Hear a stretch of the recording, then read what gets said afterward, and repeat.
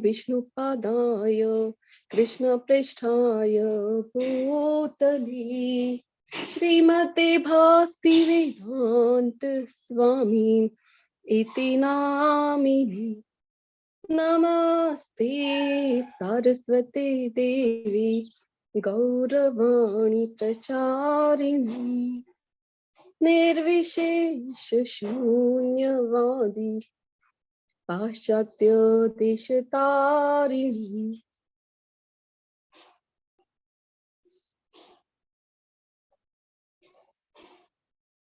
हरे कृष्ण सर्वेने।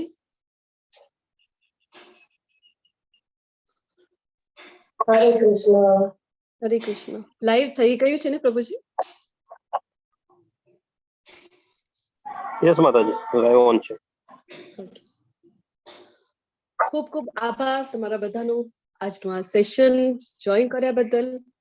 અને સૌપ્રથમ આપણે આપણા જે ટેમ્પલ છે શ્રી શ્રી રાધા ગોવિંદ ટેમ્પલ ઇસ્કોન નંતુર મંગલુરુના આ ડિટેલ્સ જે તમારી સામે આપણને સુંદર મજાના જે દર્શન થઈ રહ્યા છે, તો આપણે એમના ચરણોમાં આપણે વંદન કરીશું.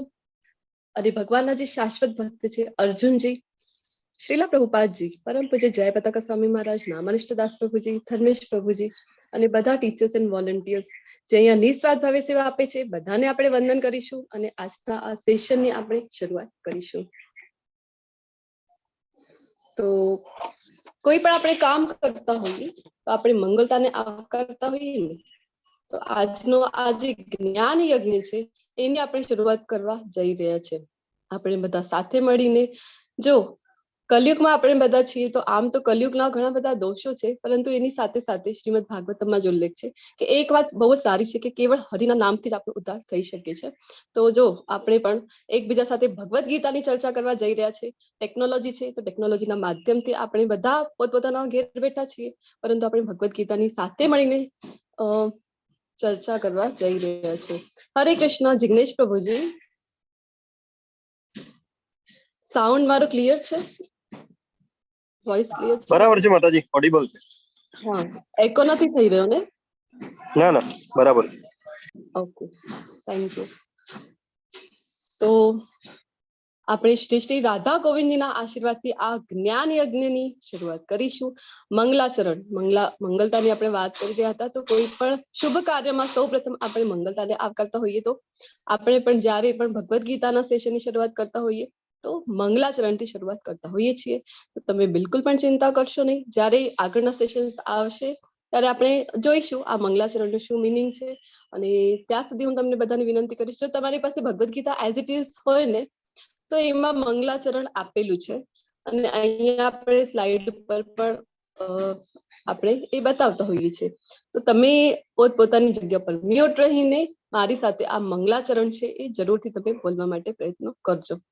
ઓમ અજ્ઞાનતિમિરાન્ધસ્ય જ્ઞાનાંજનશલાકયા ચક્ષુરુન્મિલિतं येन तस्मै श्री गुरुवे नमः. श्री चैतन्य मनोभीष्टं स्थापितं येन भूतले स्वयं रूप कदामयं ददाति स्वपदान्तिकम्. वन्देऽहं श्रीगुरो प्रियोत्तपदकमलं श्रीगुरुन् वैष्णवांश्च श्रीरूपं साग्रजातं सकलरघुनाथान्वितं तं सजीवम् साद्वैतं सावधूतं परिजनो सहितं श्री कृष्ण चैतन्य देवं श्री राधा कृष्ण पादान् सगललिता श्री विशाखान्वितांश्च. हे कृष्ण करुणा सिन्धो दीनबन्धो जगत्पते गोपेश गोपिकान्त राधाकान्त नमोस्तुते. तप्त कांचन गौरांगी श्री राधे वृंदावनेश्वरी वृषभानुसुते देवी प्रणमामि हरे प्रिये.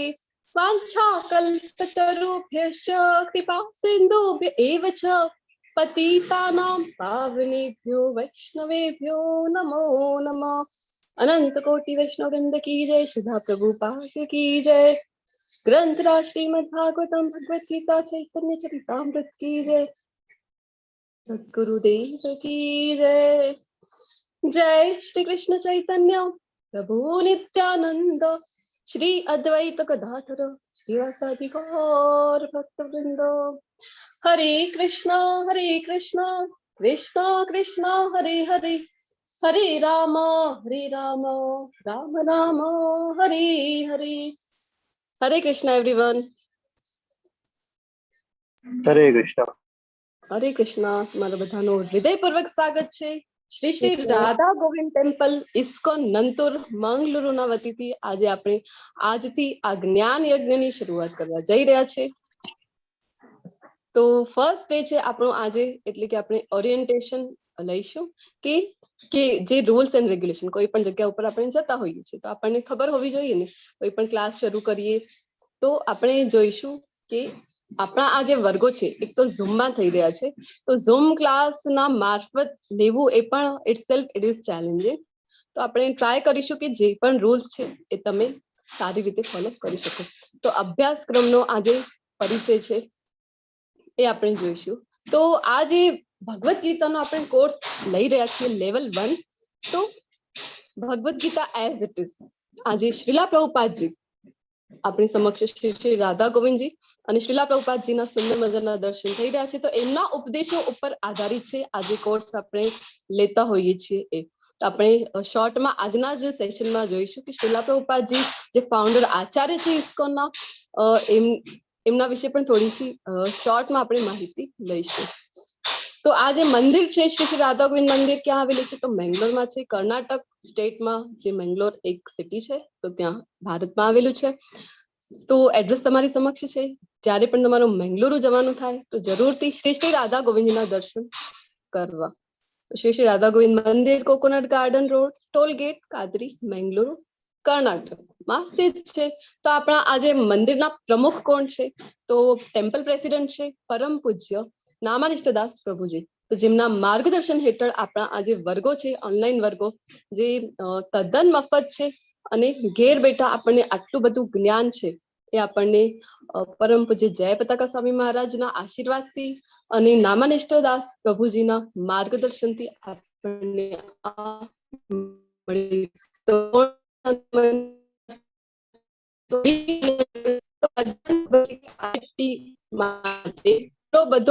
બધા જણા છે. આપણે પોતે પણ આપણા બાળકોને આઈઆઈટી બનાવવા માટે કેટલા બધા પ્રયત્નો કરતા હોઈએ છીએ. તો કાનપુરથી આઈઆઈટીયન છે અને ઇન્ફોસિસ કંપનીમાં એ કામ કરતા હતા. પરંતુ એક દિવસ એમને એમની કોલેજમાં જયારે આવ્યા હતા ભગવદ્ ગીતાનો પ્રચાર કરવા માટે, સાધુ સંઘનું મહત્વ પણ આપણે જોઈશું કે ભગવદ્ ગીતાના આ કોર્સમાં કેટલું હોય છે.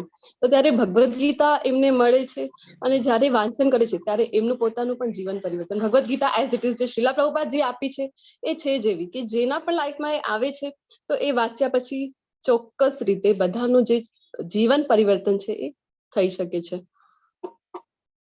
તો 18 દિવસના કોર્સની ઝાંખી તમારી સમક્ષ છે કે રોજ 1 કલાકનો વર્ગ રહેવાનો છે. એક દિવસમાં એક પ્રકરણ, એક અધ્યાય જે છે એ આપણે લેતા હોઈએ છીએ. તો આમ તો 1 કલાકમાં થઈ જાય છે, પરંતુ આજનો જે ડે 1 છે અને આપણે થોડીક બહુ માહિતી પણ લેતા હોઈએ છીએ. આપણા સેશન જે મંદિર છે, ક્યાંથી આ કોર્સ ચાલી રહ્યું છે એના વિશે પણ આપણને થોડીક માહિતી હોવી જોઈએ. તો દરેક પ્રકરણના મુખ્ય પાસાઓ અહીંયા લેવામાં આવશે, કારણ કે લેવલ 1 છે અને 1 કલાકનો ટાઈમિંગ આપણી પાસે છે તો પોસિબલ નથી કે પ્રત્યેક શ્લોક આપણે અહીંયા કવર કરી શકીએ. લેવલ 2 માં જયારે તમે આવશો ત્યારે તમને ડિટેલમાં દરેક શ્લોક અને એના વ્યતિરિક્ત પણ, જેવી રીતે કે જયારે આપણે શરૂઆત કરતા હોઈએ છીએ લેવલ 2 ની, તો મહાભારતની પણ થોડીક જે ઇન્ફોર્મેશન આપવામાં આવે છે જેનાથી શું થાય છે કે આપણને આ કનેક્ટ કરવા માટે ઈઝી રહે છે આગળના જે અધ્યાય શરૂ થવાના છે એ. તો ત્યાં બધું ડિટેલમાં લેવામાં આવે છે લેવલ 2 માં, પરંતુ આ લેવલ 1 છે તો આપણે અમુક જે મુખ્ય શ્લોકો છે એ અહીંયા લેતા હોઈએ છીએ. પરંતુ બિલકુલ ચિંતા કરવાની જરૂરત નથી, કારણ કે જે કંઈ પણ આપણા જીવન માટે ભગવદ્ ગીતાનો જે ઉપદેશ છે એનું સાર અને આપણે જીવનમાં કેવી રીતે એને ઇમ્પ્લિમેન્ટ કરી શકીએ આપણા લાઈફમાં, એ આપણે અહીંયા જરૂરથી શીખવાના છીએ. તો દરેક સેશનના એન્ડમાં આપણે ક્વેશ્ચન આન્સર સેશન હોય છે, જ્યાં તમે તમારા જે પણ ડાઉટ્સ છો એ પૂછી શકો છો.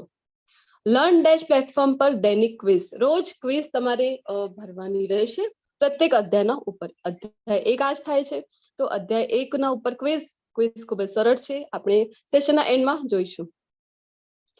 તો ગંભીર અભ્યાસક્રમ માટે પુસ્તક કોઈ પણ આપણે ભૌતિક જગતમાં પણ કોઈ પણ અધ્યયન કરતા હોઈએ છીએ તો સૌપ્રથમ જે રિક્વાયરમેન્ટ હોય છે શું હોય છે કે આપણી પાસે બુક્સ અવેલેબલ હોવા જોઈએ. તો જરૂરથી બધાની પાસે ભગવદ્ ગીતાની હાર્ડ કોપી તો હોવી જોઈએ. ને જો તમારી પાસે નથી તો કોઈ ચિંતા કરવાની આવશ્યકતા નથી, કારણ કે e book free of cost તમને આ જે લિંક તમારી સમક્ષ છે ત્યાંથી તમને Bhagavad Gita as it is તમને જે પણ લેંગ્વેજમાં જોઈએ તમને મળી રહેશે. તો પુસ્તકોની ખરીદી માટેની પણ લિંક તમારી સમક્ષ છે, તમને ચેટ બોક્સમાં પણ મળી જશે અને ગ્રુપમાં પણ શેર કરવામાં આવશે. કારણ કે ભગવદ્ ગીતાની જો હાર્ડ કોપી હોય તો એ વધારે સારું પડે છે આપણને ડિટેલ સ્ટડી કરવા માટે. અને ભગવદ્ ગીતાનો વાંચન જે છે એ ખૂબ જ જરૂરી છે. ડેલી આપણે એક ટાઈમિંગ રાખવું જોઈએ, એટલીસ્ટ 5 મિનિટ્સ તો પણ રોજનો આપણે વાંચન કરીએ. એક શ્લોક કાંઈ ન થાય આપણાથી, તો એક શ્લોકનો ભાવાર્થ પ્રભુપાદજી આપ્યો છે. તો આગળ આપણે જોઈશું કે શું મહત્વ છે સંઘનો, અને પ્રભુપાદજીનો સાક્ષાત સંઘ આપણને મળે છે જ્યારે આપણે એમની પુસ્તકો વાંચીએ છીએ. તો વોટ્સએપના નિયમો, હવે આપણે વાત થઈ હતી કે વોટ્સએપ ઉપર આપણા ક્લાસીસ ઝૂમ ઉપર થાય છે જેની લિંક તમને વોટ્સએપ ઉપર મળી છે. તો શું તમને ધ્યાન રાખવાના છે તો દરેકની જે પ્રાઇવેસી હોય છે એનું તમારે રિસ્પેક્ટ કરવાનું છે. અને કોઈ પણ સદસ્યોને તમે પોતાની મેળે એને મેસેજ કરી શકવા માટે અહીંયા તમને સ્વતંત્રતા નથી. તમને કાંઈ પણ પ્રોબ્લેમ હોય, ડાઉટ હોય, તમે ટીચરનો કોન્ટેક્ટ કરી શકો છો, એડમિનનો કોન્ટેક્ટ કરી શકો છો. ગ્રુપના કોઈ પણ બીજા સભ્યોને અંગત અવાંછિત મેસેજ મોકલવાને પજવણી તરીકે કરવામાં આવશે, અને જો આવું કરતા જાણ થશે તો તેમણે ગ્રુપમાં બ્લોક કરવામાં આવશે અને જરૂર પડી યોગ્ય પગલા પણ લેવામાં આવશે. તો જરૂરથી સાવધાની રાખવાની છે. તો હવે આવે છે ટીચર અને એડમિનનો પરિચય. તો મારું એક નાનું પરિચય હું આપું છું તમને બધાને. મારું નામ છે અલ્પા ગોર. હું મહારાષ્ટ્રમાં રહું છું અને છેલ્લા 2 વર્ષ હવે થવા આવ્યા છે કે હું ઇસ્કોન થી જોડાયેલી છું ઓનલાઈન. આજે નંતુર મંગલુરુ છે આપણું. તો હું પણ તમારી જેમ એઝ અ પાર્ટિસિપન્ટ મેં જોઈન કર્યું હતું ક્લાસ, પછી લેવલ 1 કર્યો, લેવલ 2, 3 અને હમણાં મારું આગળનું જે લેવલ છે ભક્તિ શાસ્ત્રી એ હું કરી રહી છું. તો તમને બધાને પણ હું વિનંતી કરીશ કે તમે બધા પણ રેગ્યુલરલી ક્લાસ કરશો. અને આગળ જો ઘેર બેઠા આપણને એક તો મળી રહ્યું છે જ્ઞાન, અને બીજો કે આટલા બધા લેવલ ક્યાંય પણ એવી ફેસિલિટી આપણને જોવા મળતી નથી. તો સ્ટેપ બાય સ્ટેપ જ્યારે આપણે આગળ વધતા હોઈએ છીએ તો ખૂબ જ સારી રીતે નોલેજ જે છે એ ગેઇન કરવામાં, આપણી લાઈફમાં ડે ટુ ડે લાઈફમાં ભગવદ્ ગીતાને ઉતારવાની છે. તો એના માટે પણ જે યોગ્ય આપણને એની મદદ મળે છે જ્યારે આપણે બધા લેવલ ગ્રેજ્યુઅલી કરતા હોઈએ છીએ ત્યારે. તો એટલા માટે હું તમને કહું છું કે જે ક્વિઝની આપણે વાત થઈ હતી તો ક્વિઝ તમે જરૂરથી આપજો, કારણ કે લેવલ 1 ના ક્વિઝનો જો સર્ટિફિકેટ હશે તમારી પાસે તો એના થ્રુ તમે આગળના લેવલ છે એ કન્ટિન્યુ કરી શકશો.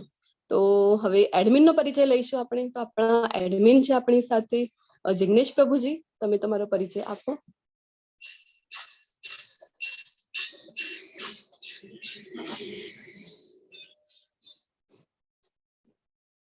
હરે કૃષ્ણ. હરે કૃષ્ણ માતા. અવાજ આવે છે? જી પ્રભુજી. હરે કૃષ્ણ બધાને. મારું નામ જિગ્નેશ દરબાર છે. હું બાય પ્રોફેશન એન્જિનિયર છું અને સુરતથી કામ કરું છું. છેલ્લા હું ઇસ્કોન બેંગલુરુ સાથે કનેક્ટેડ છું અને ત્યાંથી જ મારું લેવલ 1 કન્ટિન્યુ ચાલુ છે. મતલબ 12 બેચ થઈ તો 12 બેચ એમાં દિવસમાં ટ્વાઇસ કે થ્રાઇસ મેં કન્ટિન્યુ કરી છે. લેવલ 2 મારું 2 વાર કમ્પ્લીટ થયું છે અને હાલ જેમ અલ્પા માતાજી કીધું એવી રીતે અમે લેવલ 4 માં એઝ અ પાર્ટિસિપન્ટ સાથે સ્ટડી કરીએ છીએ. હું આ ક્લાસ દરમિયાન તમારી પાસે પોસ્ટ અને વોટ્સઅપ એડમિનની સેવા આપી. તો તમને કોઈ પણ ટેકનિકલ તકલીફ પડે કે ક્વિઝ નથી આપવામાં આવતી કે લિંક નથી ખુલતી કે એનીથિંગ એલ્સ, તો તમે મારો કોન્ટેક્ટ કરી શકો છો. વોટ્સઅપ ગ્રુપમાં મારો નંબર છે અને ચેટ બોક્સમાં પણ મારો નંબર હું મૂકી દઉં છું, તો તમે એની ટાઈમ કોન્ટેક્ટ કરી શકો છો. હરે કૃષ્ણ. હરે Krishna. Thank you so much Jignesh પ્રભુજી. અમરીશ પ્રભુજી પણ આપણી સાથે જોડાઈ ગયા છે. અમરીશ પ્રભુજી તમારું પણ એક નાનકડો પરિચય આપજો. હરે કૃષ્ણ. મારું નામ અમરીશ પટેલ છે. હું આણંદ જિલ્લાના તારાપુર ગામથી બિલોંગ કરું છું. લગભગ હું 1.5 વર્ષથી આ પ્રોગ્રામમાં ઓનલાઈન જોડાયેલો છું અને તમામ ગ્રુપની અંદર પોસ્ટ એડમિનની સેવા આપું છું. એટલે તમારે જિગ્નેશ પ્રભુનો અથવા મારો ગમે ત્યારે કોન્ટેક્ટ કરવો હોય તમે કરી શકો 24/7. ક્વિઝમાં ક્યાંય અટકો, ક્યાં લોગિનમાં તકલીફ થતી હોય કોઈ ગ્રુપમાં જોઈન ના થવું હોય ને એટલે થવું હોય ને થવાતું ના હોય તો એ બધા માટે થઈને તમે અમારો કોન્ટેક્ટ કરી શકો છો. બરાબર. તમને ટેકનિકલી કોઈ તકલીફ પડતી હોય, લિંક ના મળતી હોય કે કોઈ વિડીયો મિસ થઈ ગયા, કોઈ ક્લાસ ભરવાના રહી ગયા ને તમારે આની લિંક જોઈતી હોય તો પણ તમને મળી રહેશે એના પરથી. અને હું પણ અત્યારે માતાજીની જેમ ભક્તિ શાસ્ત્રી એટલે લેવલ 4 સુધી અમે કન્ટિન્યુ કરેલું છે. લેવલ 1 તો અમે રિપીટ અમારે દર વખતે થતું જ હોય છે. એટલે તમે પણ રિપીટ પણ કરી શકો છો, લેવલ 2 પણ જોઈન કરી શકો છો અને આગળ પણ વધી શકો છો. ટોટલી દરેક કોર્સ આપણે ફ્રી ઓફ કોસ્ટ ચાલે છે. તમારે ખાલી ઝૂમ પર લોગિન થઈને કરવાનું રહેતું હોય છે. હરે કૃષ્ણ. હરે Krishna. Thank you so much પ્રભુજી. તો અમરીશ પ્રભુજી છે, જિગ્નેશ પ્રભુજી છે, ખૂબ જ અદ્ભુત સેવા એ આપતા હોય છે. દરેક બેચમાં એડમિનની અને કો હોસ્ટની સેવા આપતા હોય છે. તમને જે કંઈ પણ ટેકનિકલ ઇશ્યુઝ આવશે ક્લાસ લોગિન કરવામાં અથવા તો ક્વિઝની આપણે એન્ડમાં આપણે જોઈશું. તો ક્વિઝ માટે રજીસ્ટર કરવામાં આપવામાં કોઈ પણ પ્રોબ્લેમ આવે તમે જરૂરથી આ બંનેનું તમે કોન્ટેક્ટ કરી શકો છો. ચેટ બોક્સમાં પ્રભુજીએ નંબર શેર કર્યું છે. તો આગળ આપણે જોઈશું કે આપણા જે જૂના પાર્ટિસિપન્ટ છે જે રિપીટ કરી રહ્યા છે એમના શું અનુભવો છે. તો આપણી સાથે અનિતા માતાજી છે. અનિતા માતાજી, અંકિતા માતાજી, હેમા મોદી માતાજી પણ રિપીટમાં છે. જલ્પા જોશી માતાજી, તમારામાંથી જેને પણ અનુકૂળ હોય તમે અનમ્યુટ કરીને તમારા અનુભવ શેર કરી શકો છો ભગવદ્ ગીતાના વર્ગો માટે. હરે કૃષ્ણ.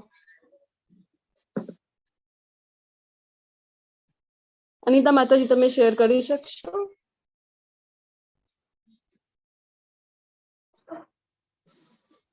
હરે કૃષ્ણ માતાજી. હરે કૃષ્ણ. હા, હું જરા રસ્તામાં છું પણ હું વાત કરી શકીશ. ઓકે માતાજી. ખરેખર ભગવદ ગીતા શ્રેષ્ઠ છે. એ તો તમે એકવાર ક્લાસ કરશો પછી જ ખબર પડશે. અને બીજું તો ભગવદ ગીતા બધાએ વાંચેલી જ હોય છે. મેં પણ વાંચેલી હતી 2-3 વખત. પણ જેનું ખરેખર સાચી હકીકત તો લેવલ 1 ના ક્લાસ કર્યા પછી જ ખબર પડી છે. અને ઘણું બધું જાણવા જેવું છે. અને ભગવદ ગીતા ખરેખર જીવનમાં ઉતારવા જેવી છે. અને હું તો એમ કહું છું કે પહેલા તો યંગ્સ લોકોને જ ભગવદ ગીતા સમજવી જોઈએ. અત્યાર સુધી બધાને એવું હતું કે વયસ્ક થયા પછી આપણે ભગવદ ગીતાનું જ્ઞાન લેશું, પણ એવું નથી. તમે ગમે તે ઉંમરમાં હોવ તો આનું તમે જ્ઞાન લઈ શકો છો. હરે કૃષ્ણ. હરે કૃષ્ણ. ખૂબ ખૂબ ધન્યવાદ અનિતા માતાજી. માતાજીએ જેમ કીધું છે આપણે પણ જોઈશું આગળ કે જેટલી વહેલી તક થઈ શકે આપણે ભગવદ ગીતાનું જ્ઞાન જરૂરથી લેવું જોઈએ. અંકિતા ભટ્ટ માતાજી તમે બોલી શકશો? હરે કૃષ્ણ.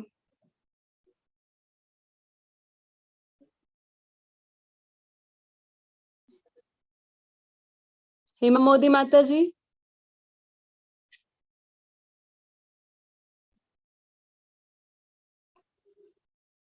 ઓકે,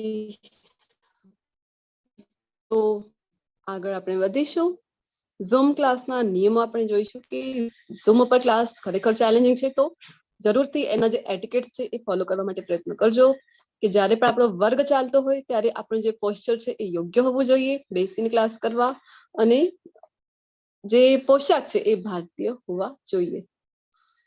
તો તમને કોઈ પણ પ્રશ્ન થાય તો તમે જ્યારે આપણો આ સેશન એન્ડ થાય છે ત્યારે તમે હેન્ડ રેઝ કરીએ. ડિજિટલ હેન્ડ અહીંયા ઝૂમમાં આપણી પાસે અવેલેબલ છે. હેન્ડ રેઝ કરીને તમે અથવા તો ઝૂમ ચેટનું પણ અહીંયા ઓપ્શન છે તો ઝૂમ ચેટમાં પણ તમે ટાઈપ કરીને ક્વેશ્ચન પૂછી શકો છો. જ્યારે આપણો આ સેશન પૂરો થાય છે એ અધ્યાય એની પાછળ તમે ક્વેશ્ચન આન્સર સેશનમાં ક્વેશ્ચન પૂછી શકો છો. અથવા તો તમે વોટ્સએપ ગ્રુપના જે તમારા એડમિન છે એમને મેસેજ કરીને અથવા તો કોલ કરીને એમને પહેલા મેસેજ કરીને ટાઈમિંગ એમનું જે અવેલેબિલિટી છે એ તમે જરૂરથી પૂછવા માટે પ્રયત્ન કરજો. કારણ કે મેં હમણાં તમને કીધું છે ને કે બધી જ બેચોમાં એ વોટ્સએપ જે એડમિન છે કો હોસ્ટની સેવા એ આપતા હોય છે.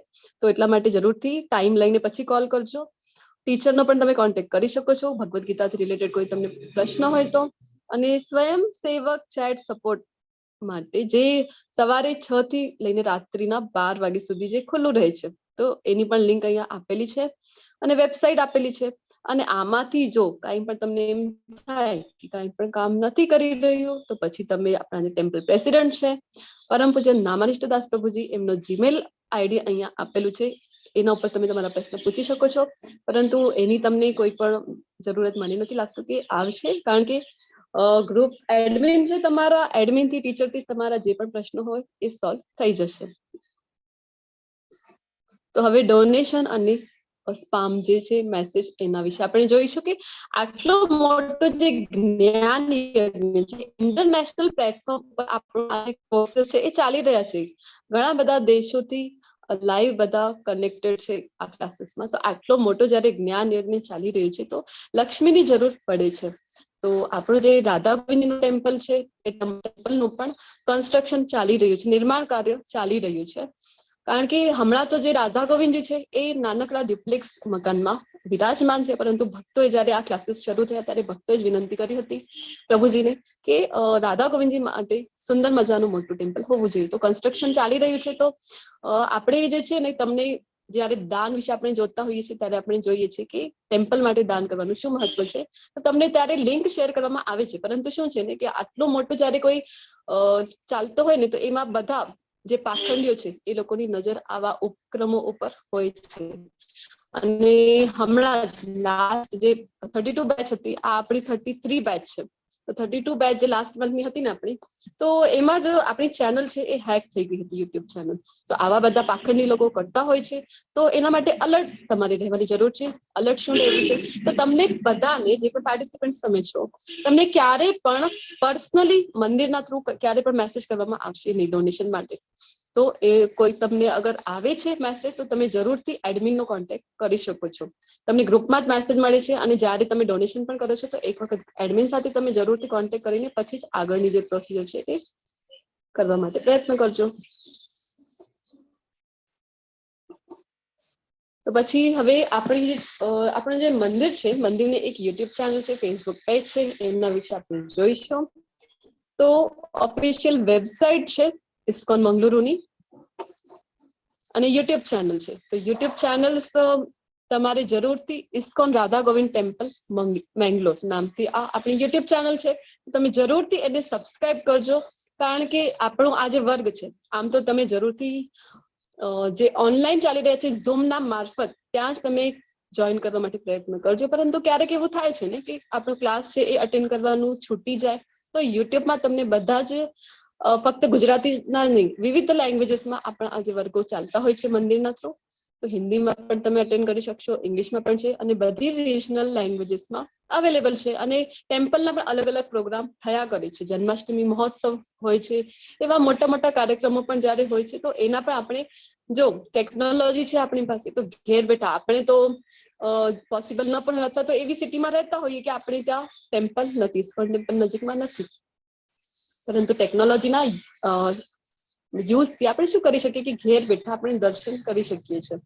તો આવા જે કંઈ પણ પ્રોગ્રામ છે તો તમને ચેનલ ઉપર એ લાઈવ જોવા મળી રહી છે. તો જરૂરથી યુટ્યુબ ચેનલને સબસ્ક્રાઇબ કરજો. ફેસબુક પેજ છે આપણો ઇસ્કોન રાધા ગોવિંદ ટેમ્પલ મંગલુરુનો, તો એના ઉપર પણ તમે એને પણ જરૂરથી લાઈક કરજો. તો ડેલી ક્વિઝ છે એ તમને જ્યારે તમે રજીસ્ટર કરશો ને ક્વિઝ માટે, ત્યાં તમને એ મળી રહેશે. આ સેશનના એન્ડમાં તમને પ્રભુજી સમજાવશે કે કેવી રીતે તમારે ક્વિઝ આપવાની રહેશે. તો હવે ખૂબ જ ઇમ્પોર્ટન્ટ છે કે સંકલ્પ, જે કંઈ પણ આપણે કોઈ પણ નવા કાર્યની શરૂઆત કરતા હોઈએ છીએ, તો આપણને સિરિયસનેસ એક બતાવવાની આવશ્યકતા રહેશે ને, કે ગંભીરતાપૂર્વક આપણે એ અભ્યાસ કરીએ. તો ભગવદ્ ગીતા આધ્યાત્મિક જ્ઞાન આપણે લેવા જઈ રહ્યા છીએ, તો આપણે એક સંકલ્પ લઈશું. એનાથી શું થશે કે ગંભીરતાથી આપણને અધ્યયન કરવા માટે સહાયતા મળશે. તો સંકલ્પ, હું સંકલ્પ બોલું છું, મારી પાછળ જિગ્નેશ પ્રભુજી તમને પોસિબલ છે? હરે કૃષ્ણ. Okay ma'am. ઓકે, તો તમે રિપીટ કરજો. અને જેટલા પણ પાર્ટિસિપન્ટ છે તમને બધાને રિક્વેસ્ટ કરું છું કે તમે બધા મ્યુટ રાખીને પોતાના જગ્યા ઉપર આ સંકલ્પ જરૂરથી લેજો. હું ભગવદ્ ગીતાના તમામ 18 દિવસના વર્ગોમાં નિયમિત હાજરી આપવાની છું. હું શ્રી શ્રી રાધા ગોવિંદ અને શ્રીલા પ્રભુપાદના આશીર્વાદ સાથે આ સંકલ્પ લઈ રહી છું. આ સંકલ્પ લઈ રહ્યો છું. હરે કૃષ્ણ કૃષ્ણ કૃષ્ણ હરે હરે, હરે રામ રામ રામ હરે હરે, હરે કૃષ્ણ કૃષ્ણ કૃષ્ણ હરે હરે, હરે રામ રામ રામ હરે હરે, હરે કૃષ્ણ કૃષ્ણ કૃષ્ણ હરે હરે, હરે રામ રામ રામ હરે હરે. તો હવે આપણે બધાએ સંકલ્પ લઈ લીધો છીએ, તો આપણે બધા સંકલ્પબદ્ધ છીએ. તો જરૂરથી તમારે ટ્રાય કરવાનું છે કે લાઈવ ક્લાસ ઝૂમ ની મારફત જોઈન કરવા માટે. તો હવે સામાન્ય જે તમને ક્વેશ્ચન આવી શકે, તો આ કોર્સ માટે વોટ્સએપ ગ્રુપમાં નોંધણી કરાવી છે, પણ મને મારા સવાલ પૂછવાની છૂટ નથી. હું કેવી રીતે કરી શકું? કારણ કે ગ્રુપમાં તમે બધા જોડાયેલા છો, તો ગ્રુપમાં સેટિંગ છે ને કે ફક્ત એડમિન જ મેસેજ મોકલી શકે. તો પછી જો ક્વેશ્ચન આન્સર સેશન આપણે વાત કરીને કે જ્યારે આ સેશન એન્ડ થાય છે આપણું એક વર્ગ, તો એની એન્ડમાં તમે ક્વેશ્ચન આન્સર પૂછી શકો છો. અથવા તો ગ્રુપમાં જે એડમિન છે એમનો નંબર તમને મળી ગયો છે ચેટ બોક્સમાં, જરૂરથી સેવ કરી રાખજો. તો ત્યાં પણ તમે મેસેજ કરીને કોઈ પણ ક્વેશ્ચન તમને જે છે એ પૂછી શકો છો. તો હવે બીજો એ સવાલ આવી શકે કે અમને તો એમ લાગે છે કે આ કોર્સ તો તદ્દન ફ્રી ઓફ કોસ્ટ છે, તો એના માટે પુસ્તકોની ખરીદી ક્યાંથી કરી શકું અને કિંમત શું છે એ કેવી રીતે જાણી શકીએ? તો એના માટે આ લિંક આપેલી છે તમારી પાસે, જ્યાંથી તમે, કારણ કે પુસ્તક હોવી ખૂબ જરૂરી છે. Bhagavad Gita as it is આપણી બધા પાસે એક પોતપોતાની કોપી હોવી જોઈએ, અને એક માળા બેગ પણ હોવી જોઈએ. એનું મહત્વ આપણે આગળના સેશનમાં જોઈશું.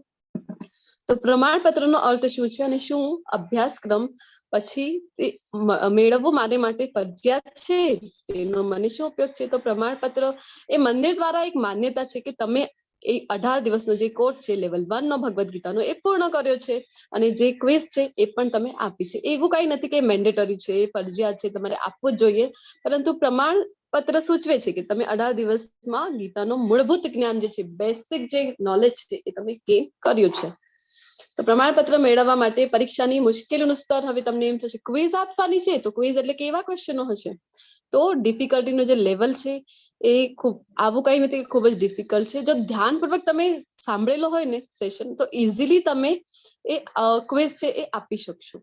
જો તમે વર્ગને સાંભળશો અને વર્ગ પછીના સવાલ અને જવાબ સત્રમાં કોઈ પણ શંકા દૂર કરશો, તો તમે ચોક્કસ પાસ થઈ શકશો. આ જો ક્વિઝ છે ને, એ લગભગ એમાં એક અધ્યાયમાં 10 ક્વેશ્ચન તમારે પૂછવામાં આવે છે. 100 માર્ક્સ હોય છે, 10 માર્ક પર ક્વેશ્ચન. તો 80 માર્ક્સ મિનિમમ તમારે જોઈએ પાસ થવા માટે. અને જો તમારો રોંગ આવી ગયો આન્સર, તો તમે ફરીથી એ ટેસ્ટ આપી શકો છો. એન્ડમાં આપણે આ ડિટેલમાં ડિસ્કસ કરીશું. કેટલી પણ વખત તમે ટ્રાય કરી શકો છો. તો હવે તમને એમ થાય કે ઇન્ટરનેટથી, ઝૂમથી, ઓનલાઈન અભ્યાસક્રમોથી પરિચિત નથી, તો મને માર્ગદર્શન મળશે? તો જરૂરથી તમને માર્ગદર્શન મળશે. એડમિનનો તમે સંપર્ક કરી શકો છો, અને ઝૂમ કેવી રીતે ડાઉનલોડ કરવું ત્યાંથી લઈને ક્લાસમાં હાજરી આપવી તે અંગેની સૂચનાઓ તમારા વોટ્સએપ ગ્રુપમાં પોસ્ટ કરવામાં તમને આવશે. જો તમને ઝૂમનો ઉપયોગ કેવી રીતે કરવો તે અંગે વધારાના પ્રશ્નો હોય, તો તમે વર્ગમાં તમારા શિક્ષક અથવા તો જે કો હોસ્ટ છે, એડમિન છે, એમને પણ તમે પૂછી શકો છો. મેં ક્યારેય ભગવદ્ ગીતાનો કોર્સ કે ઓનલાઈન કોર્સમાં હાજરી આપી નથી. શું હું ખરેખર ભગવદ્ ગીતાને સમજી શકીશ? તો ક્યારેય ભગવદ્ ગીતા વિશે તો જાણ્યું નથી, વાંચ્યું નથી, તો તમે શીખી શકીએ છે? શીખવા માટે અમે એલિજિબલ છીએ, અમે શીખી શકીશું? તો યસ, ડેફિનેટલી. આ જે કોર્સ છે એ જે નયા ભક્તો છે એમના માટે સ્પેશિયલી એની રચના કરેલી છે. ક્યારે પણ તમે ભગવદ્ ગીતા ખોલી નથી અથવા તો વાંચી નથી, તો પણ ચિંતા કરવાની બિલકુલ પણ જરૂરત નથી. ખૂબ જ સારી રીતે આ જે કોર્સ છે એ એટલી સારી રીતે ડિઝાઇન કરેલું છે કે બધું જ આપણને સહેલાઈથી સમજવામાં આવી જાય છે. તો શિક્ષકો ગીતાને સૌથી સરળ રીતે સમજાવવાનો પ્રયાસ કરે છે, જેથી તમે સમજી શકો છો. તો આપણને એમ થાય કે ખરેખર હું આ કાર્યક્રમ માટે લાયક છું, કારણ કે મેં ક્યારેય ભગવદ્ ગીતા નથી વાંચી અને આજ સુધી ક્યારેય કોઈ આધ્યાત્મિક પ્રયાસ કર્યો નથી. તે માટે મારે કામ ન કરે તો શું હું વચ્ચે છોડી શકું છું? તો આ તમને એમ થશે કે સંકલ્પ લઈ લીધો છે, તો હવે બંધાઈ ગયા છે, તો વચમાં છોડી ન શકીએ. તો તમે છોડવા માટે હંમેશા સ્વતંત્ર છો, પરંતુ અમને વિશ્વાસ છે કે તમે ગીતાના અમૃતને ખૂબ માણશો. બસ જરૂર છે તમે તમારા પર અને ભગવાનમાં વિશ્વાસ રાખવાની, અને તે તમને માર્ગદર્શન જરૂરથી આપશે. તો જો તમને એમ થાય કે ક્વિઝમાં શંકા હોય અથવા અગાઉના પ્રકરણો વિશે વર્ગ પછી પ્રશ્ન હોય, તો મારે શું કરવું જોઈએ? તો તમે ગ્રુપમાંના કોઈ પણ એડમિનને મેસેજ કરી શકો છો. શું કોર્સ માટે હાજરીનો કોઈ માપદંડ છે? તો આ લેવલ 1 18 દિવસનો જે વર્ગ છે એના માટે કોઈ હાજરીનો માપદંડ નથી, પરંતુ અમે આશા રાખીએ છીએ કે તમે ઝૂમ અથવા યુટ્યુબ પર નિયમિતપણે હાજરી આપો, જેથી તમે કોર્સનો પૂર્ણ લાભ છે એ મેળવી શકો. તો આ કોર્સ માટે મેં સાઇન અપ તો કર્યું છે, કારણ કે હું ભગવદ્ ગીતાના શ્લોકોને યાદ રાખવા માંગુ છું. શું હું આ યોગ્ય પ્રોગ્રામમાં છું? તો આ જે કોર્સ છે એ શ્લોક શીખડાવવા માટેનું સ્પેશિયલ કોર્સ નથી. એના માટે પણ આપણા પેરેલલી બીજા જે વર્ગો છે એ મંદિરના મારફત ચલાવવામાં આવે છે. એના વિશે જો તમને હજી ઇન્ફોર્મેશન જોઈતી હોય તો તમને એડમિન થી ઇન્ફોર્મેશન મળી રહેશે. તો આ લેવલ 1 નો કોર્સ છે, તો મોટા ભાગના જે ઇમ્પોર્ટન્ટ શ્લોકો છે એ અહીંયા વર્ગમાં જ વાંચવામાં આવે છે અને સમજાવવામાં આવે છે. મેં સાંભળ્યું છે કે જો હું ઇસ્કોન કોર્સમાં જોડાઈશ તો અંગત જીવનમાં ઘણા બધા પ્રતિબંધોનું પાલન કરવું પડશે. શું આવું છે? તો આ કોર્સ છે લેવલ 1 નો, તો એમાં હાજરી આપતી વખતે કોઈ પણ તમારા ઉપર પ્રતિબંધો આપવામાં આવતો નથી. તો હવે આ જે કોર્સ છે એ આપણે વાત કરી હમણાં જ કે શ્રીલા પ્રભુપાદજી જેમનો સુંદર મજાનો જે દર્શન આપણને બધાને થઈ રહ્યા છે. તો પ્રભુપાદજીના એ કોણ છે? પ્રભુપાદજી તો આ જે ઇસ્કોન સંસ્થા છે તો એ સંસ્થાના એ ફાઉન્ડર આચાર્ય છે. તો એ શ્રી ભક્તિવેદાંત સ્વામી પ્રભુપાદ ઇસ્કોનના સ્થાપક આચાર્ય છે. એમના ઉપદેશો ઉપર આધારિત છે આપણો આ કોર્સ. અને શ્રી શ્રી રાધા ગોવિંદ મંદિર ઇસ્કોન મંગલુરુના વતીથી આપણું આજે 18 દિવસનું ભગવદ્ ગીતાને સમજો 18 દિવસમાં આ કોર્સ ચાલે છે. આપણી 33મી બેચ આ ચાલી રહી છે. હમણાં સુધીમાં 32 બેચેસ આપણી પૂર્ણ થઈ ગઈ છે. લોકડાઉન થી જ આ કોર્સીસ શરૂ થયા હતા, તો હમણાં સુધીમાં 32 બેચેસ કવર થઈ ગઈ છે. ખૂબ મોટું જ્ઞાન યજ્ઞ છે. આપણે વાત કરી કે ઇન્ટરનેશનલ લેવલનું છે અને ઘણા બધા પાર્ટિસિપન્ટ દેશ વિદેશથી એમાં જોડાયેલા છે. લગભગ 7.5 થી 8 લાખ જેટલા પાર્ટિસિપન્ટ છે એ એનો લાભ લઈ ચુક્યા છે. તો આપણે કોઈ પણ વસ્તુ જે છે એ જ્યારે આપણે એ પરચેસ પણ કરતા હોઈએ છીએ ભૌતિક જગતમાં, તો એની રેટિંગ જોઈએ ને આપણે કે કેટલી રેટિંગ છે એની. નેટ ઉપર ઓનલાઈન લેતા હોઈએ તો 4 રેટિંગ છે, 5 સ્ટાર છે, 4 સ્ટાર છે, કેટલા છે રેટિંગ જોઈએ ને આપણે. તો ભગવદ્ ગીતાનું જ્યારે આપણે જ્ઞાન લઈ રહ્યા છે તો એના માટે આપણે જોઈશું કે આદિ શંકરાચાર્ય જે છે એ શું કે છે ભગવદ્ ગીતા વિશે. તો આમ તો ભગવદ્ ગીતાનો ખૂબ જ મહાત્મ્ય અલગ અલગ લોકોએ આપેલું છે. અહીંયા આપણે આદિ શંકરાચાર્ય છે એમણે જે આપ્યું છે ગીતાનું મહાત્મ્ય એ આપણે અહીંયા લઈ લેતા હોઈએ છીએ. તો શ્રી આદિ શંકરાચાર્ય દ્વારા વર્ણવ્યા મુજબ શ્રીમદ ભગવદ્ ગીતાનો મહિમા. ગીતા શાસ્ત્રમ ઇદમ પુણ્યમ ય પઠેત પ્રયત પુમાન વિષ્ણુ પાદમ અવાપ્નોતિ ભય શોકા દિવર્જિત. ભગવદ્ ગીતા દૈવી સાહિત્ય છે. જો આ કોઈ પણ સામાન્ય સાહિત્ય નથી. ભગવદ્ ગીતા છે તો આ ભગવાનના શ્રી મુક્તિ નીકળેલી જ્ઞાનની ગંગા છે. જે તેને ધ્યાનથી વાંચે છે અને તેના નિયમોનું પાલન કરે છે તે ભગવાન વિષ્ણુનો આશ્રય લે છે અને તમામ ભય અને ચિંતાઓથી મુક્ત થાય છે. સવારથી માંડીને રાત્રિ સુધી સતત આપણને ભય હોય છે કે આ મારું કામ થશે કે નહીં, મને આ મળશે કે નહીં. સતત આપણે કોઈ ને કોઈ ભયમાં હોઈએ છીએ અથવા તો ચિંતામાં. આજકાલની જે આપણી લાઈફ છે એ તો ખૂબ જ સ્ટ્રેસફુલ છે. તો શું કહે છે શંકરાચાર્ય કે જો તમે ધ્યાનથી વાંચશો ભગવદ્ ગીતાના નિયમોનું પાલન કરશો તો તમને તમામ ભયથી એ મુક્ત કરે છે. ગીતાધ્યયન શીલસ્ય પ્રાણાયામ પરસ્ય ચ નૈવ સંતિ હિ પાપાની પૂર્વજન્મ કૃતાની ચ. જો કોઈ વ્યક્તિ નિષ્ઠાપૂર્વક અને ગંભીરતાથી ભગવદ્ ગીતા વાંચે છે તો ભગવાનની કૃપાથી તેના ભૂતકાળના તમામ દુષ્કૃત્યોના પરિણામો તેને અસર કરશે નહીં. જેટલા પણ ભૂતકાળમાં આપણી પાસેથી કોઈ પણ પાપ થઈ ગયા હોય, દુષ્કૃત્ય થઈ ગયા હોય તો ચિંતા કરવાની કોઈ આવશ્યકતા નહીં. ભગવદ્ ગીતાનું જો આપણે ગાંભીર્યતાથી જો વાંચન કરીએ છીએ એને આપણે આપણા લાઈફમાં ઉતારીએ છીએ તો ભગવાનની કૃપાથી આપણે એનાથી મુક્ત થઈ જઈએ છીએ. મલિનિમોચનમ પુંસામ જલ સ્નાનમ દિને દિને સકૃત ગીતામૃત સ્નાનમ સંસાર મલોનાશનમ. કોઈ વ્યક્તિ દરરોજ પાણીમાં સ્નાન કરીને પોતાને શુદ્ધ કરી શકે છે. મનુષ્ય જલમાં નિત્ય સ્વચ્છ કરે છે, પરંતુ જો કોઈ ભગવદ્ ગીતા રૂપી પવિત્ર ગંગા જલમાં એકવાર પણ સ્નાન કરે છે તો તે ભૌતિક જીવન એટલે કે આ ભવસાગરની મલિનતાથી સદા માટે મુક્ત થઈ જાય છે. આપણે બધા જાણીએ છીએ કે સ્વચ્છતા માટે આપણે શું કરતા હોઈએ છીએ કે આપણે બધા સ્નાન કરતા હોઈએ છીએ, પરંતુ ગંગાજલની પણ મહિમા બધાને ખબર છે કે ગંગાજલ એ કેટલું પવિત્ર હોય છે. કોઈ પણ મૃત્યુના સમય હોય કોઈ વ્યક્તિ, તો આપણે એના મોઢામાં ગંગાજળ નાખતા હોઈએ છીએ ને, શું કામ? તો એની સારી ગતિ થાય. તો ગંગાજળ છે એ અત્યંત પવિત્ર કરવાનું કરતું હોય છે. તો હરિદ્વારમાં આપણે બધા જતા હોઈએ છીએ અને ગંગા સ્નાન કરતા હોઈએ છીએ ને, કે બધા પાપોથી આપણે મુક્ત થઈ જઈએ. તો ગંગાજળ છે એ આગળના જે સેશન છે એમાં આપણે જોઈશું કે ગંગા છે કેવી રીતે અહીંયા આવી છે ભૌતિક જગતમાં, આધ્યાત્મિક જગતની છે. અને ભગવાનના ચરણ, વામન અવતારમાં જ્યારે ભગવાનનો ચરણ આધ્યાત્મિક જગતમાં લાગે છે, તો ત્યાંથી ભગવાનના ચરણથી એ નીકળી છે ગંગા, જે અહીંયા એટલી પવિત્ર કરનારી છે ગંગા નદીના રૂપમાં. તો આ જે ગંગા જે છે ભગવાનનો ચરણામૃત છે. તો ભગવાનના ચરણથી નીકળેલી ગંગા જો એટલી પવિત્ર કરનારી હોય, તો આ જે ભગવદ ગીતા છે આ તો ભગવાનના શ્રીમુખથી નીકળેલું છે, તો એ પણ અત્યંત પવિત્ર કરનારું છે. Just a moment.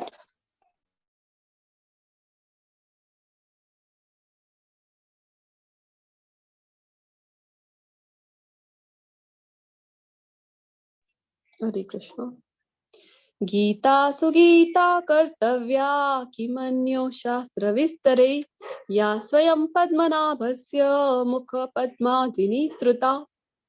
Bhagavad Gita ભગવાનના મુખમાંથી નીકળી છે, તેથી અન્ય કોઈ વૈદિક સાહિત્ય વાંચવાની જરૂર નથી. જો આપણે બધા અન્ય કોઈ વૈદિક સાહિત્ય ના વાંચવાનો, તો પછી વેદો ના વાંચવાના, એવું પ્રશ્ન આપણે થઈ શકે. પરંતુ આપણે બધા કલયુગમાં છીએ, આપણી પાસે ઓલરેડી જે ટાઈમ છે એ ખૂબ જ ઓછું છે, અને કલયુગના લોકોની બુદ્ધિ પણ ઓછી હોય છે એવો શાસ્ત્રો કહે છે. શ્રીમદ ભાગવતમાં વર્ણન આવે છે. તો એક તો સમય ઓછો છે એટલે આપણી પાસે બુદ્ધિ નથી. તો આપણે બધા વેદો, 4 વેદો છે, તો આપણે બધા વેદો, ઉપનિષદો આ બધું જયારે અધ્યયન કરવા માંડી જઈએ, તો કેટલા વર્ષો આપણા તો એમ જ નીકળી જશે. અને કોને ખબર છે કે આ બધા વેદોનું અધ્યયન કરી પણ લીધું, તો એનો સાર સુધી આપણે પહોંચી શકીશું કે નહીં? એ જે વેદો વાંચ્યા છે એમને જો એનો સાર જ આપણી પકડમાં ન આવ્યું, તો પછી આ બધા વેદો વાંચવાનો જે સમય છે તો આપણે વ્યર્થ નાખ્યું. તો અહીંયા એટલા માટે કીધેલું છે કે આજે એક ભગવદ ગીતા છે ને એનું જ તમે અધ્યયન કરશો, તો પછી બીજો કોઈ પણ વૈદિક સાહિત્ય વાંચવાની જરૂર રહેશે નહીં. માત્ર ભગવદ ગીતા સાંભળવી જોઈએ અને ધ્યાનથી અને ખંતથી વાંચવી જોઈએ. માત્ર એક જ પુસ્તક ભગવદ ગીતા પૂરતું છે, કારણ કે તે તમામ વૈદિક ગ્રંથોનો સાર છે. હવે બધા વેદોનો, ઉપનિષદોનો બધાનો સાર અહીંયા આપણને ભગવદ ગીતામાં જ મળી રહે છે. તો પછી શું કામ અહીંયા ત્યાં આપણને ફાફા મારવાની ક્યાંય પણ કોઈ પણ જરૂર નથી. આપણે ડાયરેક્ટલી ભગવદ ગીતાના શરણે જવાનું છે, ભગવદ ગીતાનું ધ્યાનપૂર્વક વાંચન કરવાનું છે, અને ભગવાન દ્વારા એ પ્રવચિત છે. ભારતામૃત સર્વસ્વમ વિષ્ણુ વક્ત્રાદ્વિની શ્રુતમ ગીતા ગંગોદકમ પીત્વા પુનર્જન્મ ન વિદ્યતે. શું કહે છે આગળ આદિ શંકરાચાર્યજી, કે જે ગંગાનું પાણી પીવે છે તે મુક્તિ પ્રાપ્ત કરે છે. તો ભગવદ ગીતાનો અમૃત પીનારા વિશે તો શું કહી શકાય? આપણે વાત કરીને હમણાં કે કોઈ મરણાસન્ન અવસ્થામાં હોય તો એની ગંગાજળ એના મોઢામાં આપવામાં આવે છે ને, શું કામ? તો એની મુક્તિ થાય. તો આ જે ભગવદ ગીતા છે આ તો કેવું અમૃત છે, ભગવાનના શ્રીમુખથી નીકળેલું છે. ભગવદ ગીતા મહાભારતનું અમૃત છે, અને તે ભગવાન શ્રી કૃષ્ણ દ્વારા વર્ણવવામાં આવ્યું છે. તો પુનર્જન્મનો વિદ્યતે કહે છે શંકરાચાર્ય. સર્વ ઉપનિષદો ગાવો દોક્તા ગોપાલ નંદન પાર્થો વત્સ સુધી ભોક્તા દુક્તમ ગીતામૃતમ મહત.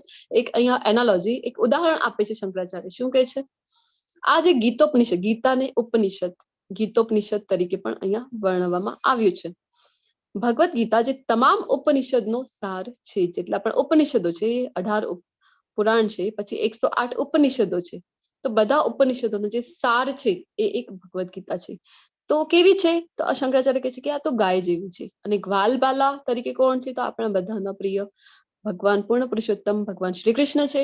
અને આ ગીતા રૂપી ગાયને જે દોહી રહ્યા છે, કોણ? તો કૃષ્ણ ગ્વાલના રૂપમાં.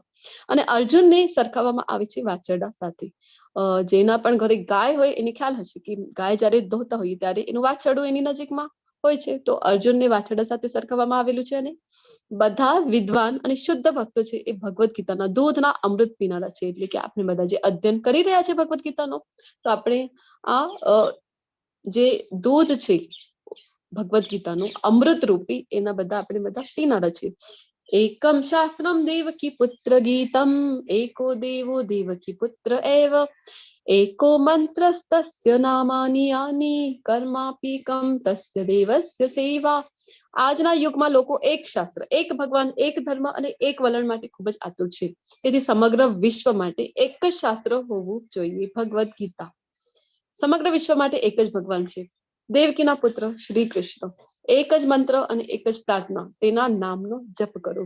હરે કૃષ્ણ કૃષ્ણ કૃષ્ણ હરે હરે, હરે રામ રામ રામ હરે હરે.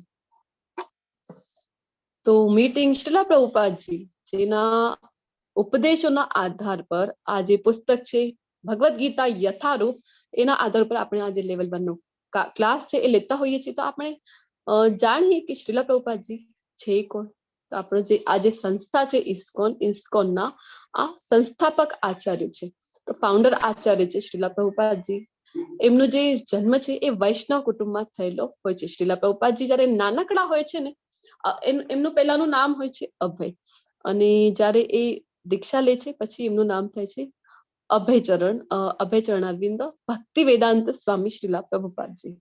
તો જયારે નાનકડા હોય છે ત્યારે એમની પિતા પાસે શું માંગણી કરે છે, તો એમણે જોયેલું હોય છે એક મેળામાં રથ. તો એ કહે છે કે મને પણ રથ જોઈએ. તો એમના પિતા એમને રથ બનાવી દે છે.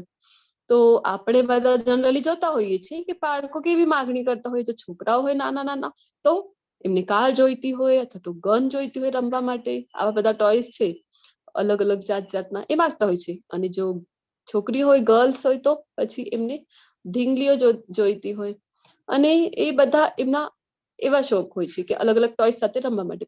પરંતુ શ્રીલા પ્રભુપાદજી નાનકડા હતા ત્યારથી શું ઈચ્છા કરે છે, તો એમને રથ જોઈતું હોય છે ભગવાનની યાત્રા કાઢવા માટે. તેમના પિતાજી છે ગૌર મોહન દે, તો એ એમને એક નાનકડું એવું સુંદર મજાનું રથ બનાવીને આપે છે. પછી શું કરે છે, તો એ રથની યાત્રા કાઢે છે જગન્નાથપુરીમાં.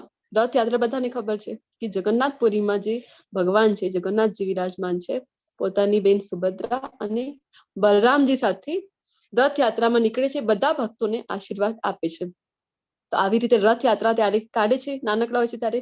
અને પછી જયારે મોટા થાય છે અને વિદેશમાં જઈને જયારે પ્રચાર કરે છે અને ઇસ્કોનની સ્થાપના કરે છે, પછી જગન્નાથજીની યાત્રા હવે શ્રીલા પ્રભુપાદજીના આશીર્વાદથી એવું કોઈ પણ દેશ નથી વિશ્વભરમાં, અથવા તો કોઈ પણ એવું સિટી નથી આપણા દેશમાં કે જ્યાં જગન્નાથજીની યાત્રા ન નીકળતી હોય. જ્યાં પણ ટેમ્પલ છે ત્યાંથી જગન્નાથજીની યાત્રા છે એ નીકળતી હોય છે.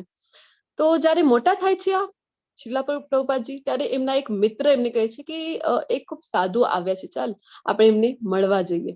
તો એમને લઈ જાય છે. અને પછી થોડાક સમય પછી શ્રીલા પ્રભુપાદજી છે એમની પાસેથી દીક્ષા ગ્રહણ કરે છે. અને એ છે ભક્તિ સિદ્ધાંત સરસ્વતી મહારાજ, જે પ્રભુપાદજીના ગુરુ છે. જસ્ટ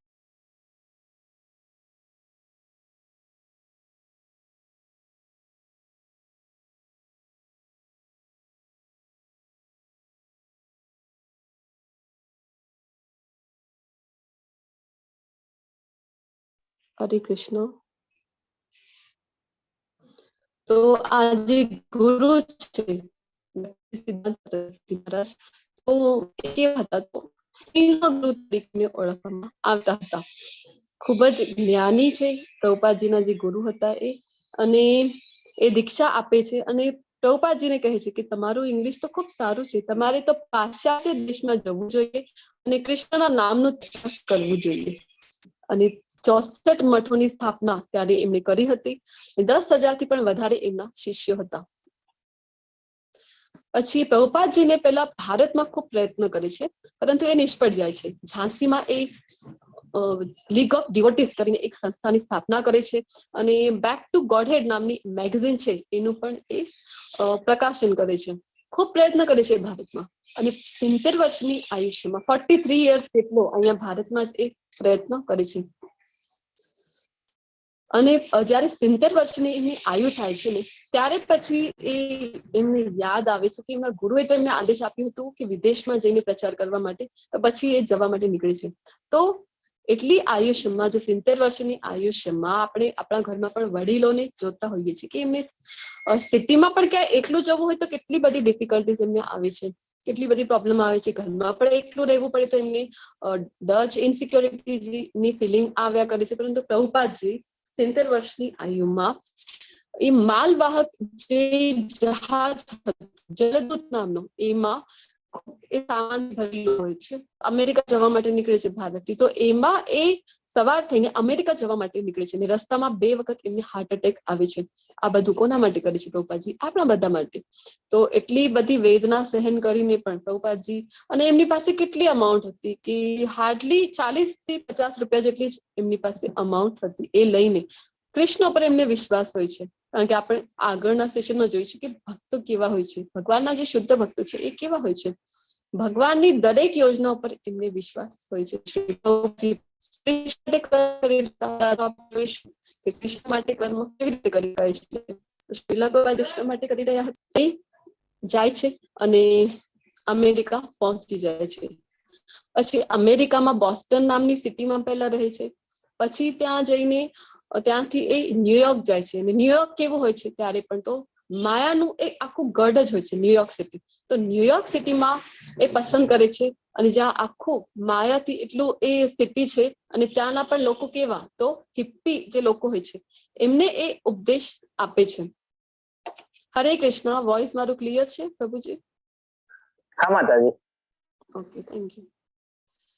તો હિપ્પીઓ કેવા હતા? તો દિવસ અને રાત્ર એ વ્યસનમાં જ ડૂબેલા હોય છે. તો આવા હિપ્પીઓને પણ હરિનામથી એટલી એમના અંદર શુદ્ધતા આવી જાય છે, અને પ્રભુપાદજીના આશીર્વાદથી એમને પ્રસાદ ખવડાવે છે. પ્રભુપાદજી પોતાના હાથથી પ્રસાદ બનાવે છે, રોજ ભગવાનને અર્પણ કરે, અને એ બધા હિપ્પીઓને પછી એ આપતા હોય છે. ભગવાનનો પ્રસાદ ખાઈને અને બંકિમસ્ટન પાર્કમાં પ્રભુપાદજી છે એ કલાકો સુધી કીર્તન કરતા હતા, હરિનામનું કીર્તન કરતા હતા. ચૈતન્ય મહાપ્રભુ નું જે મિશન હતું એને આગળ વધારવા માટે પોતાના ગુરુને જે ઉપદેશ હતું, તો પોતાના ગુરુનું જે ઉપદેશ હતું એનો ફેલાવ કરવા માટે ખૂબ પ્રયત્ન કરે છે પ્રભુપાદજી. અને પછી જ્યારે હરિનામ એમને મળી જાય છે, જ્યારે એ હિપ્પીઓ છે એ પણ શુદ્ધ ભક્તોમાં પછી પરિવર્તિત થઈ જાય છે.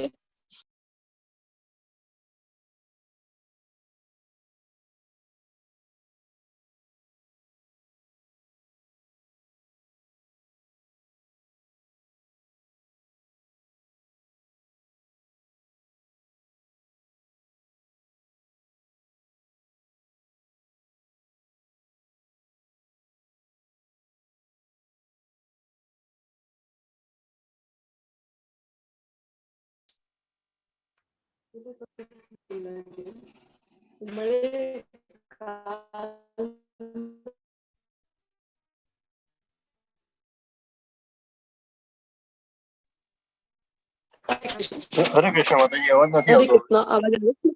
ઓકે, હા, હવે આવે છે.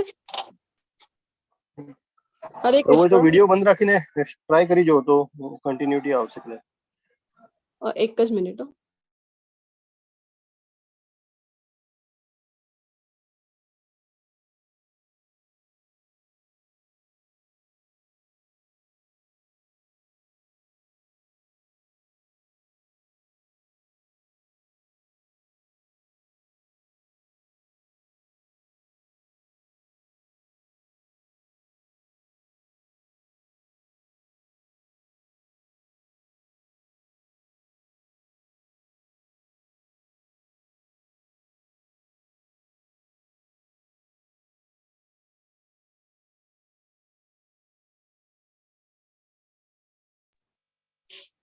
હરે કૃષ્ણ. હરે કૃષ્ણ માતાજી, હવે ઓડિબલ છે. ઓકે, બેકગ્રાઉન્ડમાં વધારે નોઈઝ હોય તો મને જણાવજો પછી. Okay okay, please continue. Yes. Okay. તો પછી એ જે હિપ્પીઓ હતા તો એમને પણ પ્રભુપાદજી છે હરિનામ આપે છે, અને એ બધા પણ શુદ્ધ ભક્તોમાં પછી પરિવર્તિત થઈ જાય છે. જો આપણે જોઈ શકીએ છીએ પિક્ચરમાં કે બધા કેવા ધોતી કુર્તા પહેરતા થઈ જાય છે, અને તિલક કરતા થઈ જાય છે, કંઠી માળા ધારણ કરે છે. અને માતાજીઓ છે તો બધી માતાજીઓ પણ સાડી, સુંદર મજાની સાડી પહેરતી થઈ જાય છે. તો આ પ્રભુપાદજી એ જે પણ મંદિર પોતાના જે 10 થી 11 વર્ષના સમયગાળામાં પ્રભુપાદજીએ 70 વર્ષની ઉંમરની પાછળની વાત છે આ બધું. જયારે અમેરિકા ગયા એની પાછળ તો 108 મંદિરો છે એના નિર્માણ કર્યા હતા. તો આ પ્રભુપાદજીનો palace of gold, Taj Mahal of America. તો અહીંયા આપણે ઇસ્કોનના મંદિરોના અમુક પિક્ચર છે એ જોઈ રહ્યા છીએ. ભક્તિવેદાંત મેનોર યુકે નું છે, અને યુક્રેનમાં જ્યારે પણ હરિનામ સંકીર્તન થાય છે ને, તો આ બધી તમે જોઈ રહ્યા છો ને કે ભીડ, કેટલી બધી ભીડ હોય છે કે કોઈ પણ હોલ છે એ પણ ત્યાં પૂરતું નથી. જે સંખ્યામાં લોકો ત્યાં ઇન્વોલ્વ થાય છે ને, તો મોટા એવા ખુલ્લા જ ગ્રાઉન્ડ ઉપર એ રાખવામાં આવે છે. યુક્રેનમાં કોઈ પણ ઇસ્કોનનો ફેસ્ટિવલ હોય ને ત્યારે. તો ડર્બન સાઉથ આફ્રિકા છે, અને પાકિસ્તાનમાં પણ આપણા મંદિરો છે. અને તમને બધાને જાણીને આનંદ થશે કે સૌથી મોટો જે આખા વિશ્વનું કૃષ્ણનું જે મંદિર છે એ શ્રીધામ માયાપુરમાં આવેલું છે, વેસ્ટ બેંગોલ, ઇન્ડિયામાં. ભારતમાં છે ઇસ્કોનનું જે મેઇન સેન્ટર છે, અને આખા વિશ્વનું જ કૃષ્ણનું જે સૌથી મોટું મંદિર છે એ ત્યાં આવેલું છે. તો મંગલુરુ જે છે એ કર્ણાટકમાં આપણે જોઈ ગયા છે સ્થિત છે, અને પરમ પૂજ્ય નામાનિષ્ઠદાસ પ્રભુજીના દર્શન આપણને અહીંયા થઈ રહ્યા છે. તો પરમ પૂજ્ય નામાનિષ્ઠદાસ પ્રભુજી જે ટેમ્પલ પ્રેસિડેન્ટ છે શ્રી શ્રી રાધા ગોવિંદ ટેમ્પલના, એમના ગુરુ કોણ છે? તો પરમ પૂજ્ય જયપતાકા સ્વામી મહારાજ, અને એમના ગુરુ છે શ્રીલા પ્રભુપાદજી. હવે શું કામ આપણે એ બધા જોઈ રહ્યા છીએ? તો ચોથા અધ્યાયમાં આવશે ત્યારે તમને ડિટેલમાં ખબર પડશે કે આ જે પરંપરા છે આખી ગુરુ શિષ્ય પરંપરા, એનું શું મહત્વ છે. તો ભગવદ ગીતાનો એક અર્થ અહીંયા તમારી સમક્ષ આપેલું છે. ભગવદ એટલે કે ભગવાન દ્વારા ગીતા એટલે કે ગીતના સ્વરૂપમાં આ શ્લોકો બધા આપવામાં આવેલા છે, એટલે ભગવદ ગીતા કરીને બોલવામાં આપણે એને કહેતા હોઈએ છીએ. તો હજી બીજો શું અર્થ તમને બધાને લાગે છે એ તમે ચેટ બોક્સમાં ટાઈપ કરી શકો છો. અને આપણું આ જે લેવલ 1 નો ડે 1 છે, તો તમારો પરિચય પણ તમે મને જરૂરથી આપજો. તમે ચેટ બોક્સમાં ટાઈપ કરજો. હું ક્લાસના એન્ડમાં, સેશનના એન્ડમાં જરૂરથી તમારો પરિચય છે એ વાંચીશ. તમારું નામ અને તમે ક્યાંથી બિલોંગ કરો છો એ તમે જરૂરથી ચેટ બોક્સમાં ટાઈપ કરજો. તો આપણે ભગવાનને કહેતા હોઈએ છીએ કે O lord please talk to me, મારી સાથે કૃપયા વાત કરો. તો ભગવાન આપણને આપે છે ભગવદ ગીતા. ભગવાન કહે છે હું વાત તો કરી છે મેં, તું શાસ્ત્રો વાંચ તો તમને ખબર પડશે. તો ભગવદ ગીતા, કોઈ પણ વસ્તુ આપણે ભૌતિક જગતની લઈ લઈએ, એ ફોર એક્ઝામ્પલ, તો આપણે એક જ્યારે પણ પરચેસ કરીએ, ફ્રીજ છે આપણી પાસે, જે કંઈ પણ વસ્તુ હોય ઘરમાં, વોશિંગ મશીન છે, મિક્સર છે, તો કોઈ પણ વસ્તુ ખરીદીએ, પરચેસ કરીએ, ત્યારે આપણે એની સાથે જોઈએ છીએ તો એક એવું બુકલેટ આવે છે. શું હોય છે? એ મેન્યુઅલ, કે હાઉ ટુ યુઝ ઇટ. આપણને ખબર પડે છે કે કેવી એની કાળજી રાખવાની છે, કેવી રીતે એને યુઝ કરવાનું છે ને. તો આપણને બધાને શું લાગે છે કે આટલું દુર્લભ જે મનુષ્ય જીવન આપણને બધાને મળ્યું છે, તો પછી એના માટે કોઈ મેન્યુઅલ આપેલું નથી? તો આપેલું છે ભગવદ ગીતા, પરંતુ આપણે ક્યારેય ખોલીને વાંચતા નથી. આપણી બધા પાસે ભગવદ ગીતા, ઘણા બધા લોકો છે જેમની પાસે હશે ભગવદ ગીતા, પરંતુ શું કરીએ? સુંદર મજાના લાલ કપડામાં એની વીંટીને આપણે એની રોજ કંકુથી આપણે એની ચોખાથી વધાવી કંકુથી પૂજા કરીએ, રોજ ઘંટી વગાડીને 2 ટાઈમ એની પૂજા કરતા હોઈએ છીએ. પરંતુ ભગવદ ગીતાનું પૂજન વાસ્તવમાં કેવી રીતે થાય? તો જ્યારે આપણે ભગવદ ગીતાનું વાંચન કરીએ છીએ ને, તો એ જ એનું સાચું પૂજન છે. જ્યારે આપણી લાઈફમાં ભગવદ ગીતાના જે ઉપદેશો છે એને આપણે ઉતારીએ છીએ, એ જ એનું સાચું પૂજન છે. આપણને બધાને ખ્યાલ છે કે મહાકાવ્ય મહાભારતનો એક ભાગ છે ભગવદ ગીતા. ભીષ્મ પર્વ કરીને જે આવે છે, તો એનો એક પાર્ટ છે ભગવદ ગીતા. તો કુરુક્ષેત્રના રણભૂમિમાં જ્યારે બંને સેનાઓ એક પક્ષમાં, કૌરવો એક પક્ષમાં, પાંડવો ભેગા થાય છે, હરે કૃષ્ણ, ત્યારે ભગવાન દ્વારા અર્જુનજીને આ બોલવામાં આવી હતી. તો કૃષ્ણ અને અર્જુનના વચ્ચેનો જે સંવાદ છે એ છે ભગવદ ગીતા. અને ગુરુની ગુણવત્તા આપણે જોઈશું કે કૃષ્ણ છે એ શ્રેષ્ઠ ગુરુ છે. તો ઇસ્કોનની જ ભગવદ ગીતા શું કામ? ભગવદ ગીતા યથારૂપ જ શું કામ? અમારી પાસે બીજી કોઈ છે એ અમે ફોલો કરી શકીએ? તો જો જ્યારે વાયર છે એ લાઈવ હોય છે ત્યારે એ કરંટ આપે છે ને, તો એવી જ રીતે પરંપરામાંથી જો આવેલું હોય, આ જે ભગવદ ગીતા છે એ પરંપરામાં આવેલી છે, તો પરંપરામાં આવેલું હોય તો જરૂરથી એનું મહત્વ આપણે ચોથા અધ્યાયમાં જોઈશું કે પરંપરાનો શું મહત્વ છે અને કેવી રીતે એ આપણને વધારે લાભકારી હોય છે. 4 ઓથેન્ટિક પરંપરાનું શાસ્ત્રોમાં વર્ણન કરેલું છે, જેમાંથી એક આપણી ઇસ્કોન એટલે કે બ્રહ્મમત્વ ગૌડીય સંપ્રદાય આવે છે. તો આ ગુરુ શિષ્ય પરંપરામાં મળેલી છે ભગવદ ગીતા, એટલા માટે એ ખૂબ જ ઇમ્પોર્ટન્ટ છે અને એને જ આપણે ફોલો કરતા હોઈએ છીએ. તો ગીતા એક વિશાળ પુસ્તક છે. હરે કૃષ્ણ. પ્રભુજી, મારું વોઇસ ઓડિબલ છે કે બેકગ્રાઉન્ડ નોઇઝ વધારે આવે છે? બેકગ્રાઉન્ડ નોઈઝ આવે છે, ઓડિબલ છે. ઓકે. તો ગીતા એક વિશાળ પુસ્તક છે, આપણે બધાને ખ્યાલ છે. તો વ્યવસ્થિત અભ્યાસ આપણે જો કરવા જઈએ તો લગભગ 1 વર્ષ જેટલો સમય આપણને લાગે છે, અને અહીંયા તો આપણે 18 દિવસમાં લઈ રહ્યા છીએ. તો શ્રી કૃષ્ણ અને અર્જુન વચ્ચેનો જે વિચારોનો પ્રવાહ છે એના ઉપર ધ્યાન કેન્દ્રિત કરવાનું એક ઉદ્દેશ્ય છે આ કોર્સની પાછળ. તો ભગવદ ગીતાનો જે ગહન અભ્યાસ છે એની માટે તમારે બધાને રેડી કરવું, એની માટે પ્રિપેર કરવું, એ એના માટેનું ઇન્ટેન્શન છે.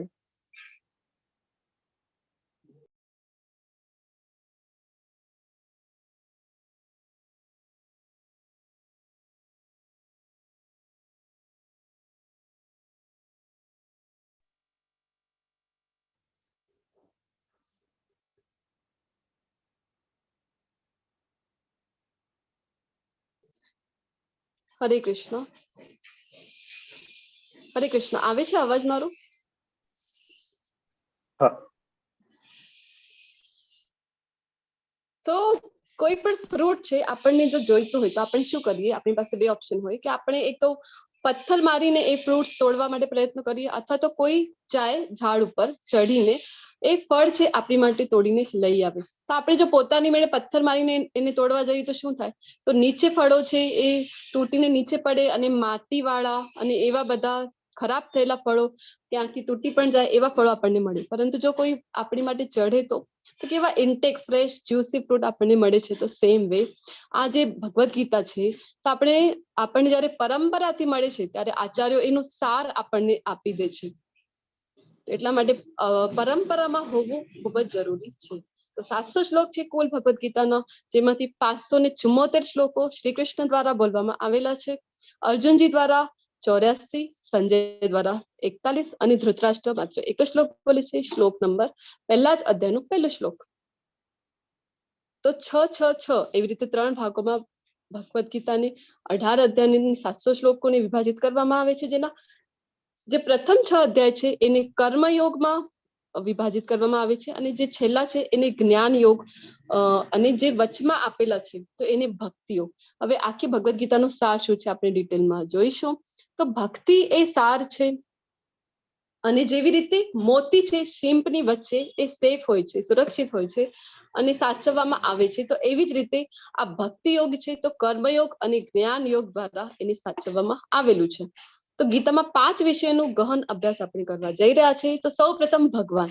તો ભગવાન વિશે આમ તો પહેલા અધ્યાયથી લઈને છેલ્લા સુધીમાં આપણે ભગવાન વિશે જોવાના છીએ, પરંતુ આપણે બીજા અધ્યાયમાં આપણે જનરલી લેતા હોઈએ છીએ કે શાસ્ત્રોમાં ભગવાનની વ્યાખ્યા શું આપેલી છે, કોણે આપી છે, અને જીવ એટલે કે આપણે બધા. તો બીજા અધ્યાયમાં ભગવાન છે જીવના વિશે આપણને જણાવે છે.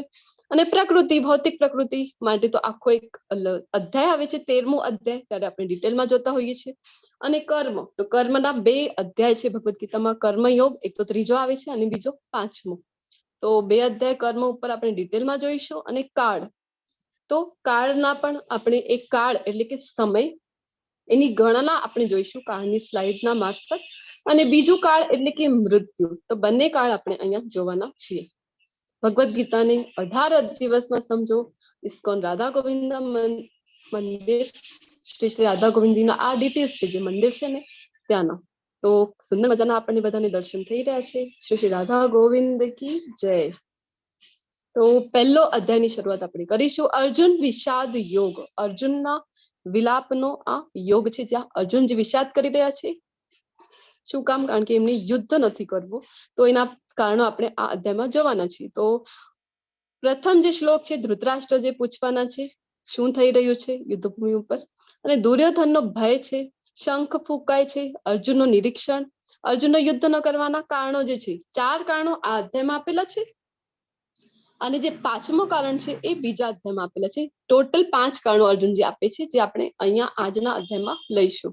યુદ્ધભૂમિ પર સૈન્યનું અવલોકન. તો એક જ દ્રશ્ય પર જુદી જુદી પ્રતિક્રિયાઓ છે. આમ તો આ બીજા આચાર્યોએ નામ આપેલું છે અર્જુન વિષાદયોગ પ્રથમ અધ્યાયને, અને પ્રભુપાદજી નામ આપે છે કે યુદ્ધભૂમિ ઉપર સૈન્યનું અવલોકન.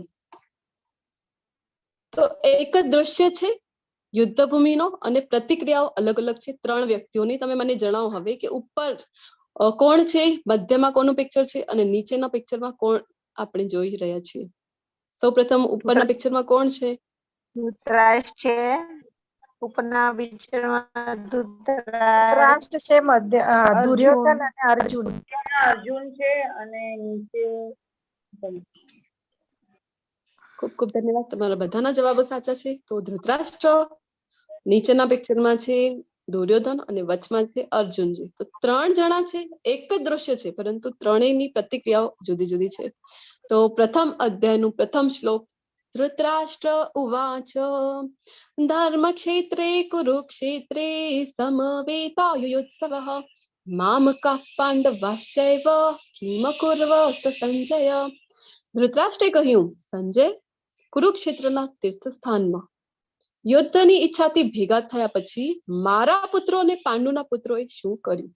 તો પહેલો જ શબ્દ જે છે શ્લોકમાં વાપરેલું છે એ છે ધર્મક્ષેત્રે. શું કામ કુરુક્ષેત્રની યુદ્ધ ભૂમિને ધર્મક્ષેત્ર કહે છે? હરે કૃષ્ણ, કોઈને ખ્યાલ છે? હરે કૃષ્ણ. થોડોક સવાલ રિપીટ કરો ને. આ જે યુદ્ધ છે, યુદ્ધ ભૂમિ છે ને કુરુક્ષેત્રમાં થઈ રહ્યું છે, આ જે મહાભારતનું યુદ્ધ છે એ, તો એને શું કામ ધર્મક્ષેત્ર કરીને સંબોધવામાં અહીંયા આવેલું છે? હરે કૃષ્ણ, એ ધર્મ માટે યુદ્ધ થવાનું હતું, ધર્મના અર્થે, એટલે એને ધર્મક્ષેત્ર કહેવામાં આવે છે. સત્યને પરીક્ષા હતી. ઓકે, હજી કંઈ એડ કરવું છે? ધન્યવાદ માતા. હરે કૃષ્ણ માતાજી. જી. હા, સ્વર્ગના દેવોની પવિત્ર ભૂમિ ગણાતી હતી ત્યાં, અને ત્યાં દેવો બધા યજ્ઞ ને એવું બધું ત્યાં કરતા હતા.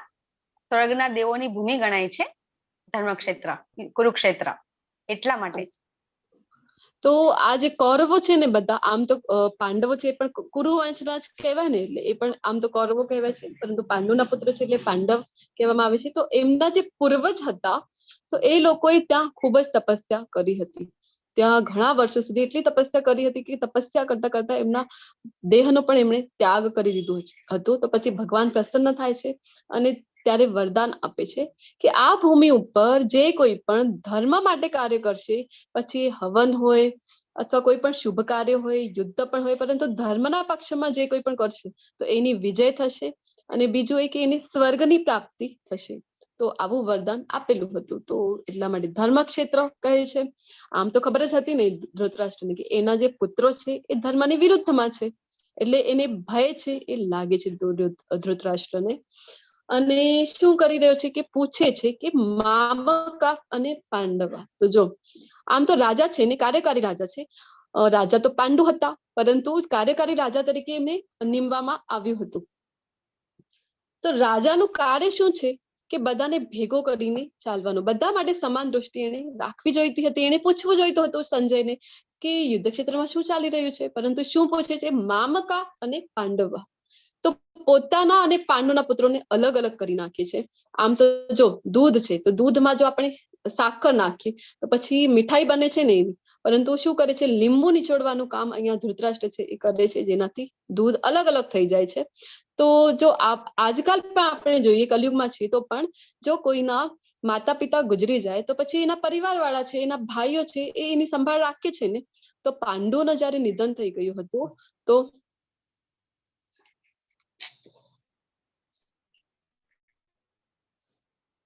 હરે કૃષ્ણ, બીજા બધાને આવી રહ્યું છે અવાજ મારો? આજે થોડું ડિસ્ટર્બન્સ છે એકચ્યુઅલી. ક્લિયર આવે છે, કરવાનું ક્લિયર અવાજ આવે છે. Okay, thank you. તો રાજા છે, તો રાજાનું કામ હતું કે બધાને સમાન દ્રષ્ટિ. તો આપણે વાત કરી રહ્યા હતા કે કોઈના જો પેરેન્ટ્સ છે એ ગુજરી જાય તો એના ભાઈઓ એને સાચવે છે ને.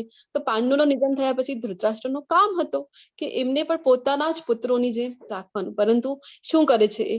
તો એને પોતાના પુત્રો પ્રત્યે વધારે આસક્તિ હોય છે, તો એ અલગ અલગ કરી દે છે. તો ધૃતરાષ્ટ્ર છે એ કેવી રીતે યુદ્ધ ભૂમિને જોઈ શક્યો હતો?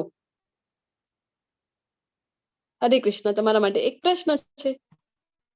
તમે અનમ્યુટ કરીને જવાબ આપી શકો છો. સંજયની મદદથી.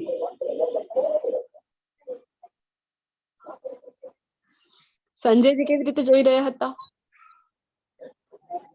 સંજયને બધું પૂછતા હતા કે ત્યાં શું થઈ રહ્યું છે, શું ચાલી રહ્યું છે. જી બિલકુલ. અને સંજયજી કેવી રીતે જોઈ રહ્યા હતા? એક બાજુ બીજાના પુત્રોને જોઈ રહ્યા હતા. દૃષ્ટિ પ્રાપ્ત થઈ હતી. હા, દેવિકા માતાજી લખી રહ્યા છે. દિવ્ય દ્રષ્ટિ આપી હતી. કોણે આપી હતી? વ્યાસ મુનિજી, વ્યાસ ભગવાન. જી વ્યાસ દીપા ભગવાન. માતાજી, તમે અનમ્યુટ કરીને બોલી શકશો. હાજી, શ્રી કૃષ્ણ ભગવાન એટલે સંજયજીને વ્યાસ મુનિએ દિવ્ય દ્રષ્ટિ આપી હતી કે જ્યારે ધર્મક્ષેત્રમાં જે કુરુક્ષેત્રના મેદાનમાં જ્યારે ધર્મયુદ્ધ ચાલી રહ્યું હોય ત્યારે તમે જે પણ જોશો એ તમે આમને ધૃતરાષ્ટ્રને તમે જે જોવો છો એ બધું કહી શકશો એવી વ્યાસ મુનિએ દિવ્ય દ્રષ્ટિ આપી હતી. યસ માતાજી, ખૂબ ખૂબ ધન્યવાદ. ઇન્દિરા માતાજી, તમને કઈ એડ કરવું છે? હરે કૃષ્ણ. કે એકચ્યુઅલી વ્યાસ મુનિ આ દિવ્ય દૃષ્ટિ ધૃતરાષ્ટ્રને જ આપવા માંગતા હતા, પણ ધૃતરાષ્ટ્ર એટલું આખી ઉંમર તો કે હું તો અંધ જ રહ્યો છું અને હવે આ જે લડાઈ થઈ રહી છે એ જોવા માટે મને દિવ્ય દૃષ્ટિ નથી જોતી, એટલે એમના જે સંજય હતા એમને એ કહે છે કે એમને તમે દ્રષ્ટિ આપો તો હું એના દ્વારા બધું જાણી શકું. ખૂબ સરસ, ખૂબ ખૂબ આભાર ઇન્દિરા માતાજી, દીપા માતાજી, તમારા બધાનું. તો આવી જ રીતે તમે એક્ટિવલી પાર્ટિસિપેટ કરતા રહેજો. ધૃતરાષ્ટ્ર છે જે માતાજી કીધું કે આંખોથી તો અંધ હતા પરંતુ આધ્યાત્મિક રીતે પણ એ અંધ હતા. સંજયજીની મદદથી જેમને વ્યાસ ઋષિએ આપ્યું હતું વરદાન દિવ્ય દૃષ્ટિનું, જેના કારણે એ જોઈ શકતા હતા. દેવિકા માતાજી લખી છે ધૃતરાષ્ટ્રના શાંતિ. ધૃતરાષ્ટ્રની માનસિકતા આપણે જોઈશું તો શંકાસ્પદ છે, ભયભીત છે અને પક્ષપાતી છે. શંકાસ્પદ શું કામ છે? કારણ કે એમને ખબર છે કે પોતાના પુત્રો અધર્મના પક્ષમાં છે અને કુરુક્ષેત્ર છે ધર્મક્ષેત્ર છે. આપણે વાત કરી તો ધર્મક્ષેત્રનો પ્રભાવ પાંડવો ધર્મના પક્ષમાં છે એમને ખબર હતી, તો એટલા માટે શંકા થઈ રહી છે કે હવે આપણી સેના કેવી રીતે જીતશે. અને ભયભીત શું કામ છે? તો ભેદભાવને કારણે, પોતે તો ભેદભાવ કર્યો છે ને, પાંડવોના પુત્રોને અલગ કરી નાખ્યું છે, અને આસક્તિના કારણે પોતાના પુત્ર પ્રત્યે ખૂબ આસક્તિ છે. અને પક્ષપાતી કેવી રીતે? તો હું અને મારું મારું બસ, એવી એની માનસિકતા છે જે ભૌતિક જગતની માનસિકતા ધરાવે છે. તો આસક્તિ અને સ્નેહ વચ્ચે શું તફાવત છે તમે મને જણાવો. અનમ્યુટ કરીને તમે બોલી શકશો. હરે કૃષ્ણ. ધૃતરાષ્ટ્રને પોતાના પુત્રો પ્રત્યે આસક્તિ છે, તો આસક્તિ હોવી જોઈએ કે સ્નેહ હોવું જોઈએ, અને શું તફાવત છે? સ્નેહ હોવું જોઈએ. આસક્તિ એટલે તમે ખોટું કરી રહ્યા હોય તો બી એને તમે બોલો નહીં કે ખોટું છે ને એને પ્રેરણા આપો કે હા તું કર, બરાબર છે, એ આસક્તિ છે. પ્રેમ એવી છે કે તમે ખોટું થઈ રહ્યું હોય તો પણ એને કશું બોલો નહીં, એને જવા દો કરીને. સ્નેહ હોય એ માતા પિતા જેવું હોય કે જે ખોટું હોય તો કે ના બરાબર નથી, તું આમ કર કરીને એ સાચા રસ્તા તરફ તમને લઈ જાય. ખૂબ સરસ, ખૂબ ખૂબ ધન્યવાદ. હરે કૃષ્ણ માતાજી. દામિની માતાજી, તમે હેન્ડ રેઝ કર્યું છે. હરે કૃષ્ણ. આસક્તિ મોહ છે, માયા છે, અને સ્નેહ પ્રેમ છે. યસ, ખૂબ ખૂબ ધન્યવાદ તમારા બધાનો. તો જેવી રીતે માતાજીએ સમજાવ્યું છે કે આસક્તિ મોહ છે અને જે કંઈ પણ કરે છે તો પણ એને છૂટ આપે છે. આસક્તિમાં બાંધે છે, આસક્તિ છે એ આપણને બાંધે છે. અને સ્નેહ છે તો સ્નેહ બધા પ્રત્યે હોવું જોઈએ, પ્રેમ છે બધા પ્રત્યે હોવું જોઈએ. પ્રેમમાં જેવી રીતે માતાજીએ ઉદાહરણ આપ્યું છે ને કે કોઈ પેરેન્ટ હોય તો પોતાના પુત્રો કંઈ રોંગ કરે છે તો એને આપણે દાંટ લગાવતા હોઈએ છીએ ને, ફડકારતા હોઈએ છીએ ને, તો કારણ કે આપણે જાણીએ છીએ કે એના માટે શ્રેયસ્કર શું છે. તો આવી રીતે સ્નેહ અને આસક્તિ, તો ધૃતરાષ્ટ્રને પોતાના પુત્રો પ્રત્યે આસક્તિ હોય છે. તો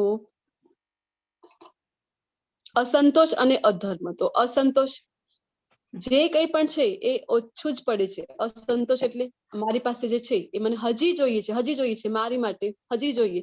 તો આપણી પણ માનસિકતા દુર્યોધનની, ધૃતરાષ્ટ્રની જેમ છે. હમણાં આ જે સ્લાઇડ છે તો કેવી રીતે, કારણ કે સવારથી માંડીને રાત્રિ સુધી શું કરતા હોઈએ આપણે, તો બસ મારું મારું મારું, મને જ બધું જોઈએ છે. આવી જ આપણી માનસિકતા હોય છે જનરલી. અને જે કંઈ પણ મળ્યું છે એ હજી ઓછું જ લાગે તો અસંતોષ છે, અને અસંતોષ પછી શેનામાં પરિવર્તિત થાય છે તો અધર્મ. પછી એ મેળવવા માટે, એ પ્રાપ્ત કરવા માટે આપણે કોઈ પણ કાર્ય કરવા માટે તૈયાર થઈ જઈએ છીએ. તો ધૃતરાષ્ટ્ર જો તેણે યોગ્ય રીતે યુધિષ્ઠિરને સિંહાસન સોંપ્યું હોત તો શું પરિણામ આવ્યું હોત? આ જે યુધિષ્ઠિર છે, આ તો આપણે બધાને ખ્યાલ છે કે હકીકતમાં તો એ જ, કારણ કે એક તો મોટા પણ છે અને બીજું કે એમના જ પિતા જે છે પાંડુ એ રાજા હતા, તો એમને જ આપવામાં આવતું જોઈતું હતું, પરંતુ આપતા નથી આજે ધૃતરાષ્ટ્ર છે. અને જો આપી દીધું હોત તો શું પરિણામ આવત એ તમે ચેટ બોક્સમાં લખજો, આપણે પછી રીડ કરીશું. તો આગળના શ્લોક ઉપર આપણે વધીશું કે પશ્યેતામ પાંડુ પુત્રાણામ આચાર્ય મહતિમ ચ મમ વ્યુઢામ દ્રૌપદ પુત્રેણ તવ શિષ્યેણ ધીમતા.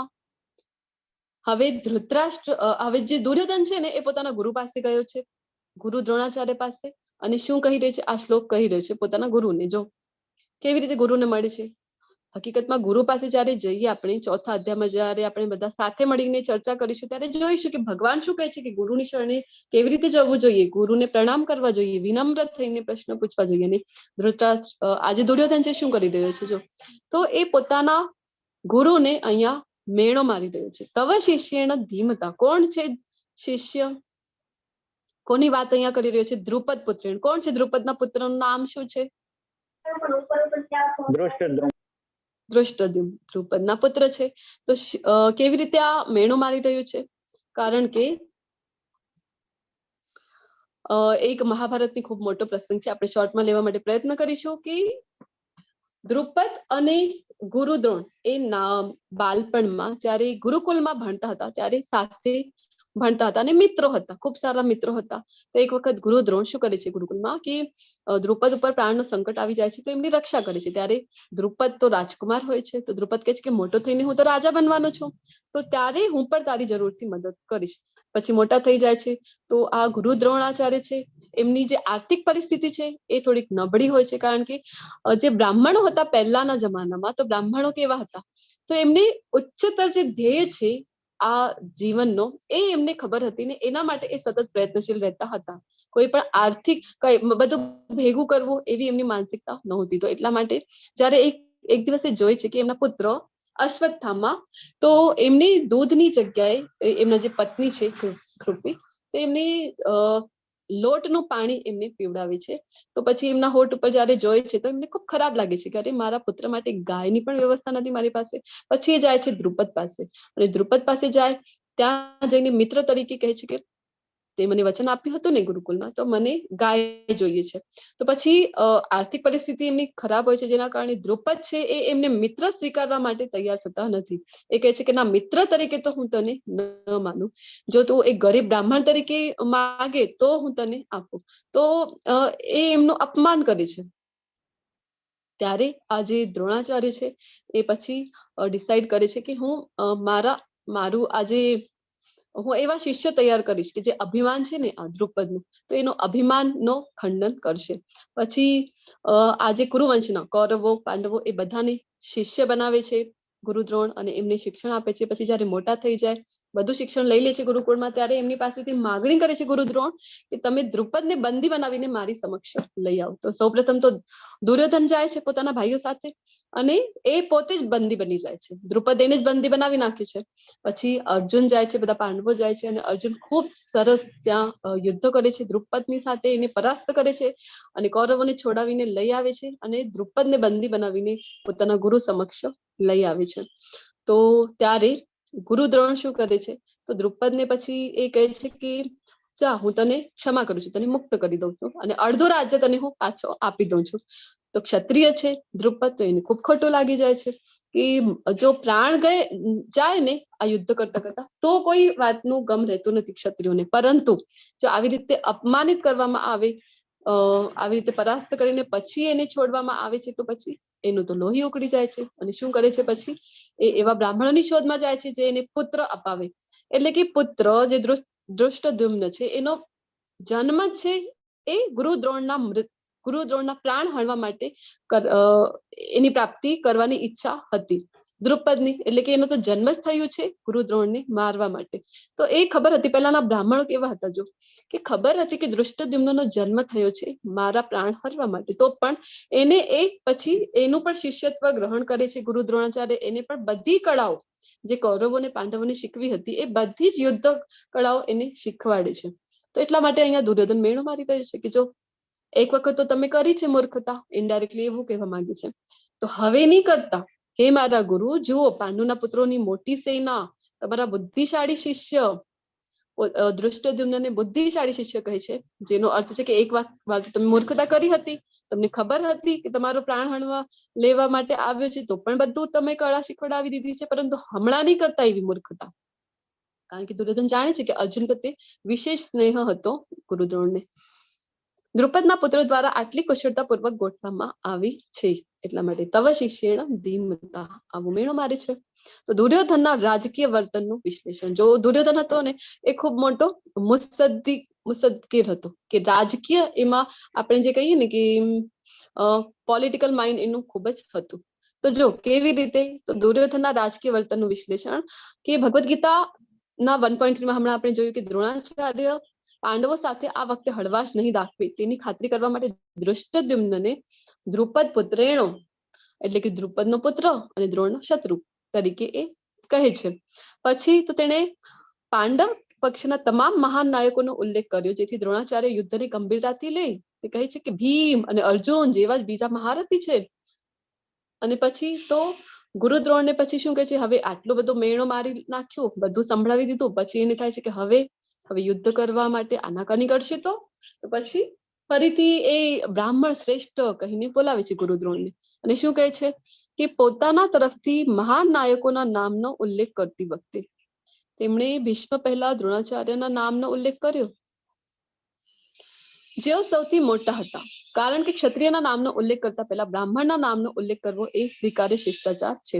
ભીષ્મ પછી કર્ણ. તો એ જે સિક્વન્સ છે ને, એ શું કામ પહેલા જ ગુરુ દ્રોણનું નામ, પછી ભીષ્મનું નામ, પછી કર્ણનો, અને જે કઈ આગળ સિક્વન્સ આવે છે, તો એ લેવલ 2 માં ડિટેલમાં સમજાવવામાં આવે છે કે શું કામ આવી રીતે આ કહે છે. તેમણે મુખ્ય કપ્તાન તરીકે કૃપાચાર્ય, જે દ્રોણાચાર્યના શાળા છે, કૃપાચાર્ય જે રાજગુરુ હતા કૌરવોના, તો એમની બેન કૃપી સાથે લગ્ન થયા હતા ગુરુ દ્રોણના.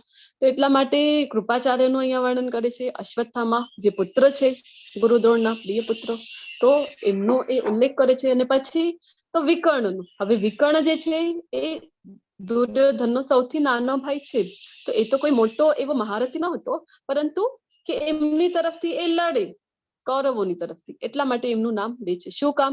કારણ કે જયારે વસ્ત્રહરણ કર્યું હતું ને કૌરવોએ દ્રૌપદીનો, તો ત્યારે એક વિકર્ણ જ એવું હતું જે ઉભો થયો હતો અને જેને વિરોધ કર્યો હતો અને કીધું હતું કે આ માતા સમાન છે, આપણા ભાભી એટલે કે માતા સમાન હોય, તો એમની સાથે આવું દુષ્કૃત્ય આપણે કરવું જોઈએ નહીં. તો હવે ફરીથી એને ડર છે કે આ વિકર્ણ ફરીથી સામા પક્ષે ન જતો રહે, એટલા માટે એનું નામ પણ લે છે.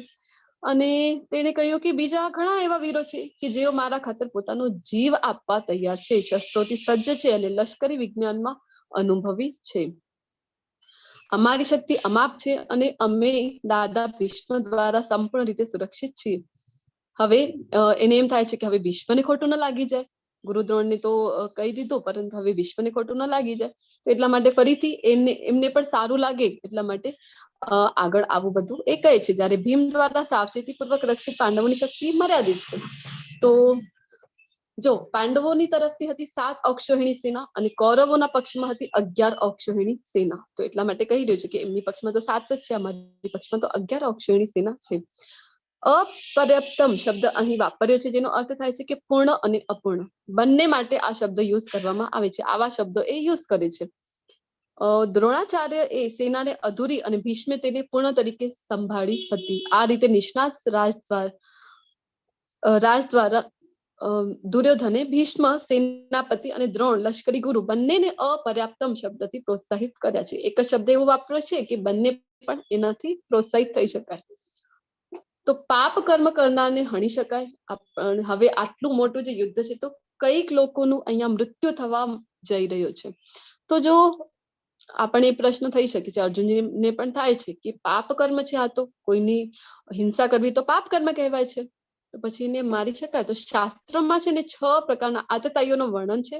તો 6 પ્રકારના આતતાઈઓને મારવા માટે શાસ્ત્રો અનુમતિ આપે છે. કયા કયા? તો ઝેર આપનાર જે દુર્યોધન છે, જો એને ભીમ જ્યારે નાના હતા ત્યારે આ ઘટના મહાભારત સિરિયલ જો બધાએ જોઈ હોય તો ખ્યાલ હોય કે જે લાડુ હતા, લાડુમાં ઝેર ભેળવીને એને એના પ્રાણ હળવાનો પ્રયત્ન કર્યો હતું.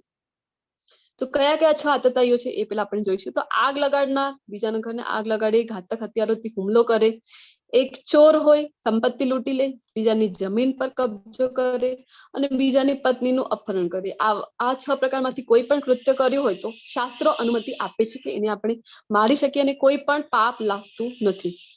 તો 6 પ્રકારથી આ જે દુર્યોધન છે, જે કૌરવો છે, એમને એ બધા 6 પ્રકારથી એ આતતાઈઓ જ હતા. જો પેલા તો ભીમને ઝેર આપ્યું, પછી દુર્યોધન ને પાંડવો માટે લાખનું ઘર બાંધવાની વ્યવસ્થા કરી. લાક્ષાગ્રહ વાળું વારણાવ્રતની જે ઘટના આવે છે એ પણ બધાને ખ્યાલ હશે. તો ત્યાં તો 5 ભાઈઓ અને સાથે તો કુંતી માતા પણ હતા. તો એમની સાથે મારવાનો પ્રયત્ન કરે છે ને. તો શકુની પાસાની રમતમાં છેતરપિંડી કરી અને તેમની બધી સંપત્તિ લૂંટી લીધી હતી. તો ચોરની માફક કામ કર્યું. ત્યારબાદ કૌરવોએ પાંડવોની જમીન પર કબજો જમાવ્યો. છેવટે શું કર્યું? તો દ્રૌપદીજીનો એકવાર પાસાની રમત દરમિયાન અને બીજી વખતે જ્યારે જયદ્રથ છે એ તેનું અપહરણ કરવાનો પ્રયાસ કરે છે. જ્યારે વનવાસમાં હોય છે, 12 વર્ષનું વનવાસ અને 1 વર્ષનું અજ્ઞાતવાસ, જ્યારે પાંડવો છે એમને પછી સજાની તોરથી, એટલે કે જ્યારે આ દ્યુત ક્રીડામાં હારી ગયા હતા, તો વનવાસથી દરમિયાન જયદ્રથ જે હતું નાનો, જે નાની બેન છે કૌરવોની, દુશાલા, એનું પતિ છે જયદ્રથ. તો એને શું કર્યું હતું? તો અપહરણ કરવાનો પ્રયત્ન કર્યો હતો દ્રૌપદીનો. તો જો 6 પ્રકારના આતતાઈઓ હોય ને તો એને આપણે મારી શકીએ ને કોઈ પણ પાપ લાગતો નથી, એવું શાસ્ત્રો કહે છે. એનો અર્થ એ નથી કે આપણે આજે આપણું ન્યાય વ્યવસ્થા છે એને આપણે હાથમાં લઈ લઈએ, કાનૂન છે એ ફોલો કરવાનો છે, પરંતુ શાસ્ત્રોનો આપણને જ્ઞાન હોવું જોઈએ. તો હવે આગળ શું જણાવે છે કે આ અલગ અલગ શંખના ફૂંકાવાથી ખળભળાટ મચી ગયો અને આ રીતે આકાશમાં અને પૃથ્વી પર બંને કંપન પામતા તે ધૃતરાષ્ટ્રના પુત્રોના હૃદયને વિખેરી નાખે છે. દિવ્ય શંખો જ્યારે ફૂંકાય છે ને ત્યારે જે પાપકર્મીઓ છે ને એ લોકોના હૃદય છે ને એ વિદર્ણ થઈ જાય છે. હવે અધર્મીઓ છે એ લોકોના હૃદય છે એ એની ફરક પડે છે, કારણ કે આ દુર્યોધન છે, કૌરવો છે, બધા એ કેવા છે? અધર્મીઓ છે. તો આપણે બધા પાંડવોને જાણીએ છીએ કે તેમણે યુદ્ધ જીત્યું છે, આપણને ખબર છે. તો પાંડવોના વિજય ચિહ્નો શું છે? તમે મને જણાવો કે કયા કયા સાઇન છે જેનાથી આપણે ઓળખી શકીએ કે વિજય છે એ અર્જુનનો થયો, અર્જુનના પક્ષમાં વિજય હતું. તમે જણાવી શકો છો. આમ તો 9 કારણો આપણે અહીંયા લેવલમાં લેતા હોઈએ છીએ જેના કારણે અર્જુનનો વિજય થયો છે. તમને જે કંઈ પણ ખ્યાલ આવે એ તમે અનમ્યુટ કરીને શેર કરી શકો છો. હરે કૃષ્ણ. હરે કૃષ્ણ. એક તો અર્જુન જે ધર્મ માટે લડતા હતા અને બીજું કે એમના પેલા રથ ઉપર પવનદેવ નું પેલું ફ્લેગ હતું, પેલું શું કહેવાય, એ જે હતું એ પવનદેવે એમને આપેલું હતું, એ ચિહ્ન હતું. અને કૃષ્ણ ભગવાન એમની સાથે હતા, સાક્ષાત પરમાત્મા. ધન્યવાદ માતાજી, તમે સારો પ્રયાસ કર્યો છે. રથ પર હનુમાનજી હતા. હા, રથ ઉપર જે પવનદેવ નથી એ હનુમાનજી, કપિધ્વજ છે એમનું, હનુમાનજી અંકિત છે, સાક્ષાત હનુમાનજી એમની સાથે ત્યાં હતા. દામિની માતાજી, હરે કૃષ્ણ.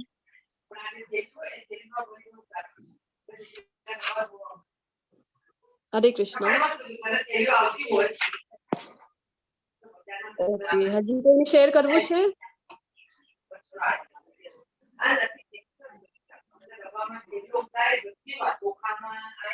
તો આપણે જોઈશું. તો સૌ પ્રથમ તો ધર્મ ક્ષેત્ર છે, આપણે જોઈ ગયા ને કે ધર્મ ક્ષેત્ર છે, તો ધર્મના પક્ષમાં જે કંઈ પણ યુદ્ધ કરે છે એના ઉપર એનું વિશેષ પ્રભાવ આવવાનું હતું. દિવ્ય રથ છે અર્જુનજીને જે મળેલું છે એ અગ્નિદેવ દ્વારા આપવામાં આવેલું દિવ્ય રથ છે. યસ દામિની માતાજી, તમે ફરીથી હેન્ડ રેઝ કર્યું છે, તમે શેર કરવા માંગો છો? આપણે થોડીક ઝડપ રાખીશું કારણ કે ડે 1 માં આપણે થોડોક ઇન્ટ્રોડક્ટરી પાર્ટ લેતા હોઈએ છીએ, તો ઓલરેડી આપણને સમય છે એ થોડુંક વધારે જાય છે. કાલથી આપણે ડાયરેક્ટલી જે પહેલો શ્લોક છે ત્યારથી જ આપણે શરૂઆત કરીશું. હરે કૃષ્ણ. કપિધ્વજ છે, સાક્ષાત હનુમાનજી વિરાજમાન છે, જ્યાં એમના સ્વામી શ્રી રામ હોય, કૃષ્ણ છે, સાક્ષાત રામ છે, એમના જ એ અંશ છે. આપણે આગળના સ્લાઇડમાં જોઈશું, જ્યારે ગોલોક ચાર્ટ જોઈશું ત્યારે. તો ગાંડીવ અને પશુપતાસ્ત્ર જેવા જે દિવ્ય અસ્ત્રો છે અર્જુનજીને શિવજીએ પોતે આપેલા છે. ત્યક્ત જીવિતા કોની નેગેટિવ પ્રેડિક્શન. દુર્યોધન જે કહે છે ને કે મારા માટે આ બધા જો પોતાના પ્રાણ ત્યાગવા માટે તૈયાર છે, તો આ એક નેગેટિવ પ્રેડિક્શન થયું ને. આપણે જયારે પણ કોઈ પણ કાર્ય કરીએ ત્યારે સારું, આપણે કહેતા હોય ને કે સારું સારું બોલો, તો આ દુર્યોધન છે એ નેગેટિવ પ્રેડિક્શન કરી છે. તો જે કારણ બને છે અર્જુનના યુદ્ધ જીતવા માટેનું. મોક્ષદા એકાદશીનો શુભ દિવસ હતો. એ દિવસે ભાગ્યની લક્ષ્મી, જો લક્ષ્મીના પતિ કૃષ્ણ ત્યાં છે, તો લક્ષ્મી પોતાના પતિ સિવા ક્યારે પણ એક ક્ષણ પર રહી શકતા નથી. તો જ્યાં કૃષ્ણ હોય ત્યાં લક્ષ્મી પણ હોય છે. તો એ સાક્ષાત છે. અને ઋષિકેશ એટલે કે શ્રી કૃષ્ણ પોતે ત્યાં હાજર હતા. તો આ બધા કારણો છે, તમે બધા નોટ ડાઉન કરી શકો છો, નોટ્સ બનાવી શકો છો, અને જરૂરથી તમે આ બધું વાંચતા રહેવાનું, જેનાથી આપણને યાદ રહે છે. તો હવે તાણના લક્ષણો, કે અર્જુનજીને હવે યુદ્ધ નથી કરવું, જેના એ અલગ અલગ કારણો આપે છે. શું કામ? તો અર્જુનના શરીરના જુદા જુદા લક્ષણો તેની નમ્રતા અને દયાળુ સ્વભાવને કારણે છે. ભક્ત છે ને અર્જુનજી ભગવાનના, તો ભક્તો છે એ કેવા હોય છે? ખૂબ વિનમ્ર હોય છે, ખૂબ દયાળુ હોય છે, દયા કરે છે એ બીજા ઉપર. તો શું કેવા એમને લક્ષણો થાય છે? તો અંગોમાં એમના કંપન થાય છે, મોં સુકાઈ જવું, આખું શરીરમાં ધ્રુજારી એમને થાય છે, રૂવાડા ઉભા થવા, હાથ માંથી જે ગાંડીવ છે એમનો એ છૂટવા લાગી જાય છે, ત્વચામાં બળતરા થાય છે, અને ઉભા રહેવામાં એમના જે પગ છે અસમર્થ થઈ જાય છે. એ શસ્ત્રો આમ મૂકીને બેસી જાય છે, અને મનનું ચંચળ થવું. તો 5 કારણો છે અર્જુનજીના યુદ્ધ ન કરવાના. 4 કારણો આ અધ્યાયના છે, આજના અધ્યાયના, અને 5મું કારણ કાલના બીજા અધ્યાયનું આવે છે, પરંતુ એક સાથે આપણે 5 કારણો લેતા હોઈએ છીએ. તો સૌ પ્રથમ કારણ છે કરુણા. તો અર્જુન શું કહે છે કે મારા પ્રિય કૃષ્ણ મારા મિત્રો અને સંબંધીઓને મારી સામે આવી લડાયક ભાવનામાં હાજર જોઈને મને લાગે છે કે મારા શરીરના અંગો કંપી રહ્યા છે અને મારું મોં સુકાઈ રહ્યું છે. આપણે જોયું ને કે અર્જુનજી ને દયા આવી રહી છે, કરુણા આવી રહી છે, કારણ કે ભગવાનના ભક્ત છે, તો આ ગુણો એમાં હોય છે.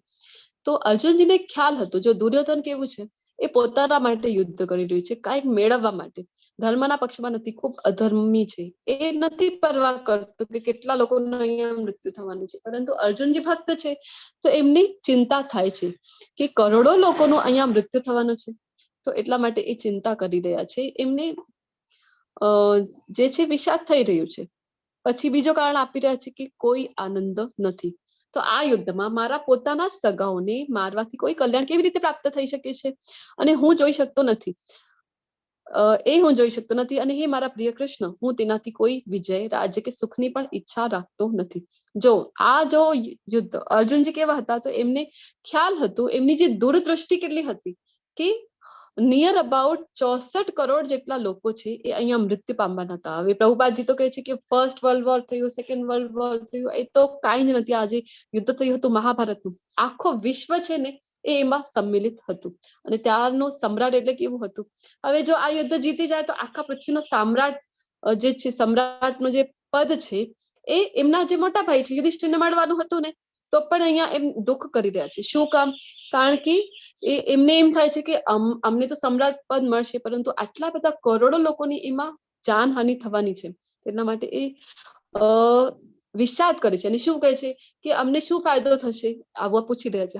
હાલાકી એ તો જાણતા જ હતા ને કે આખા વિશ્વનું, એવું નહીં કે ખાલી એક કોઈ દેશ છે અમેરિકા અથવા તો ભારત, એના જ પ્રધાનમંત્રી જેટલું કોઈ પદ છે ના, સમ્રાટ એટલે કે આખા વિશ્વમાં એક છત્ર જેનું રાજ્ય ચાલતું હતું. તો એવા સમ્રાટ બનવાના હતા એના ભાઈ જે છે, તો પણ એ શું કહી રહ્યા છે કે મને કોઈ પણ એમાં આનંદ લાગતો નથી. જો આપણે આવા આક્રમણકારોને મારી નાખીએ તો પાપ આપણા ઉપર કાબુ મેળવશે. તેથી ધૃતરાષ્ટ્રના પુત્રો અને અમારા મિત્રોને મારવા આપણા માટે યોગ્ય નથી. આપણે શું મેળવવું જોઈએ? હે કૃષ્ણ, ભાગ્યની દેવીના પતિ માધવ કહીને અહીંયા અર્જુનજી કૃષ્ણને બોલાવી રહ્યા છે, જેનો અર્થ થાય છે કે ભાગ્યની દેવી, લક્ષ્મીના પતિ, માધવ એટલે લક્ષ્મીના પતિ, તો માધવ કહીને બોલાવે છે. કે તમે તો લક્ષ્મીના પતિ છો ને, શું કામ મને યુદ્ધ માટે તમે પ્રેરી રહ્યા છો? એટલા માટે અહીંયા આ શબ્દ વાપરે છે.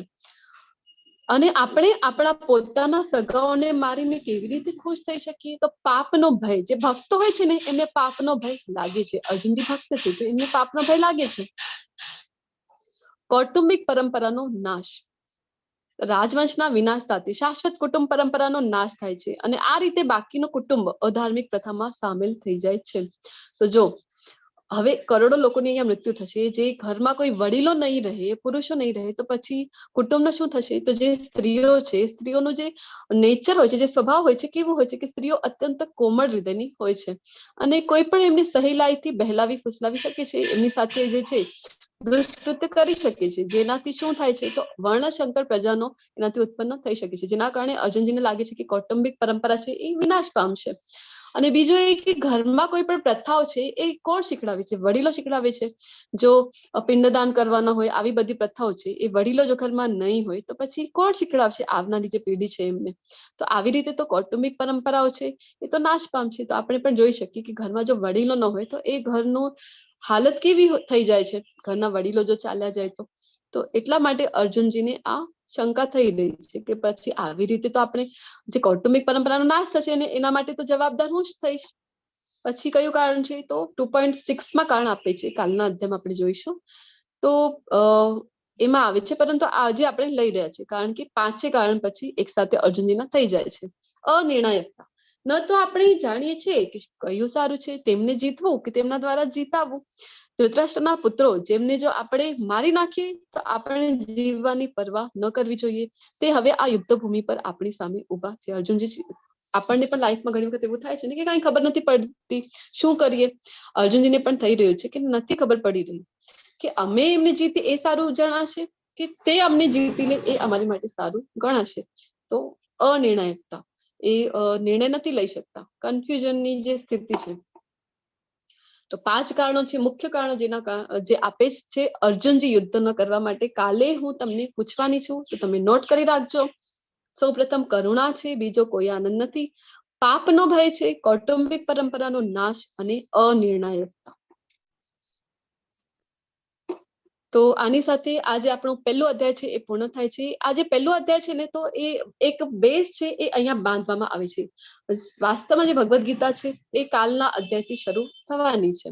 તો એક બેઝ છે અને ડે 1 હોય છે તો આપણે થોડુંક ઇન્ટ્રોડક્શન પણ લેતા હોઈએ છીએ. તો કાલથી આપણે ડાયરેક્ટલી બીજા અધ્યાયના પહેલા શ્લોકથી જ આપણે શરૂ કરવાના છીએ. તો કોઈ એમાં વધારે ફિલોસોફી અથવા તો કોઈ તાત્વિક જ્ઞાન પહેલા અધ્યાયમાં નથી અને બીજા અધ્યાયથી આપણે શરૂઆત કરીશું કાલથી ડાયરેક્ટલી. તો એટલો સમય કાલથી નહીં જાય. તો તમે બધા જરૂરથી કાલનો અધ્યાય જોઈન કરશો અને તમે બધાએ ખૂબ ધૈર્યપૂર્વક, શાંતિપૂર્વક મને સાંભળ્યું છે. તમારા બધાનો ખૂબ ખૂબ આભાર. વાંછા કલ્પતરુભ્યશ્ચ કૃપા સિંધુભ્ય એવ ચ પતિતાનાં પાવનેભ્યો વૈષ્ણવેભ્યો નમો નમઃ. હરે કૃષ્ણ કૃષ્ણ કૃષ્ણ હરે હરે, હરે રામ રામ રામ હરે હરે. હરે કૃષ્ણ.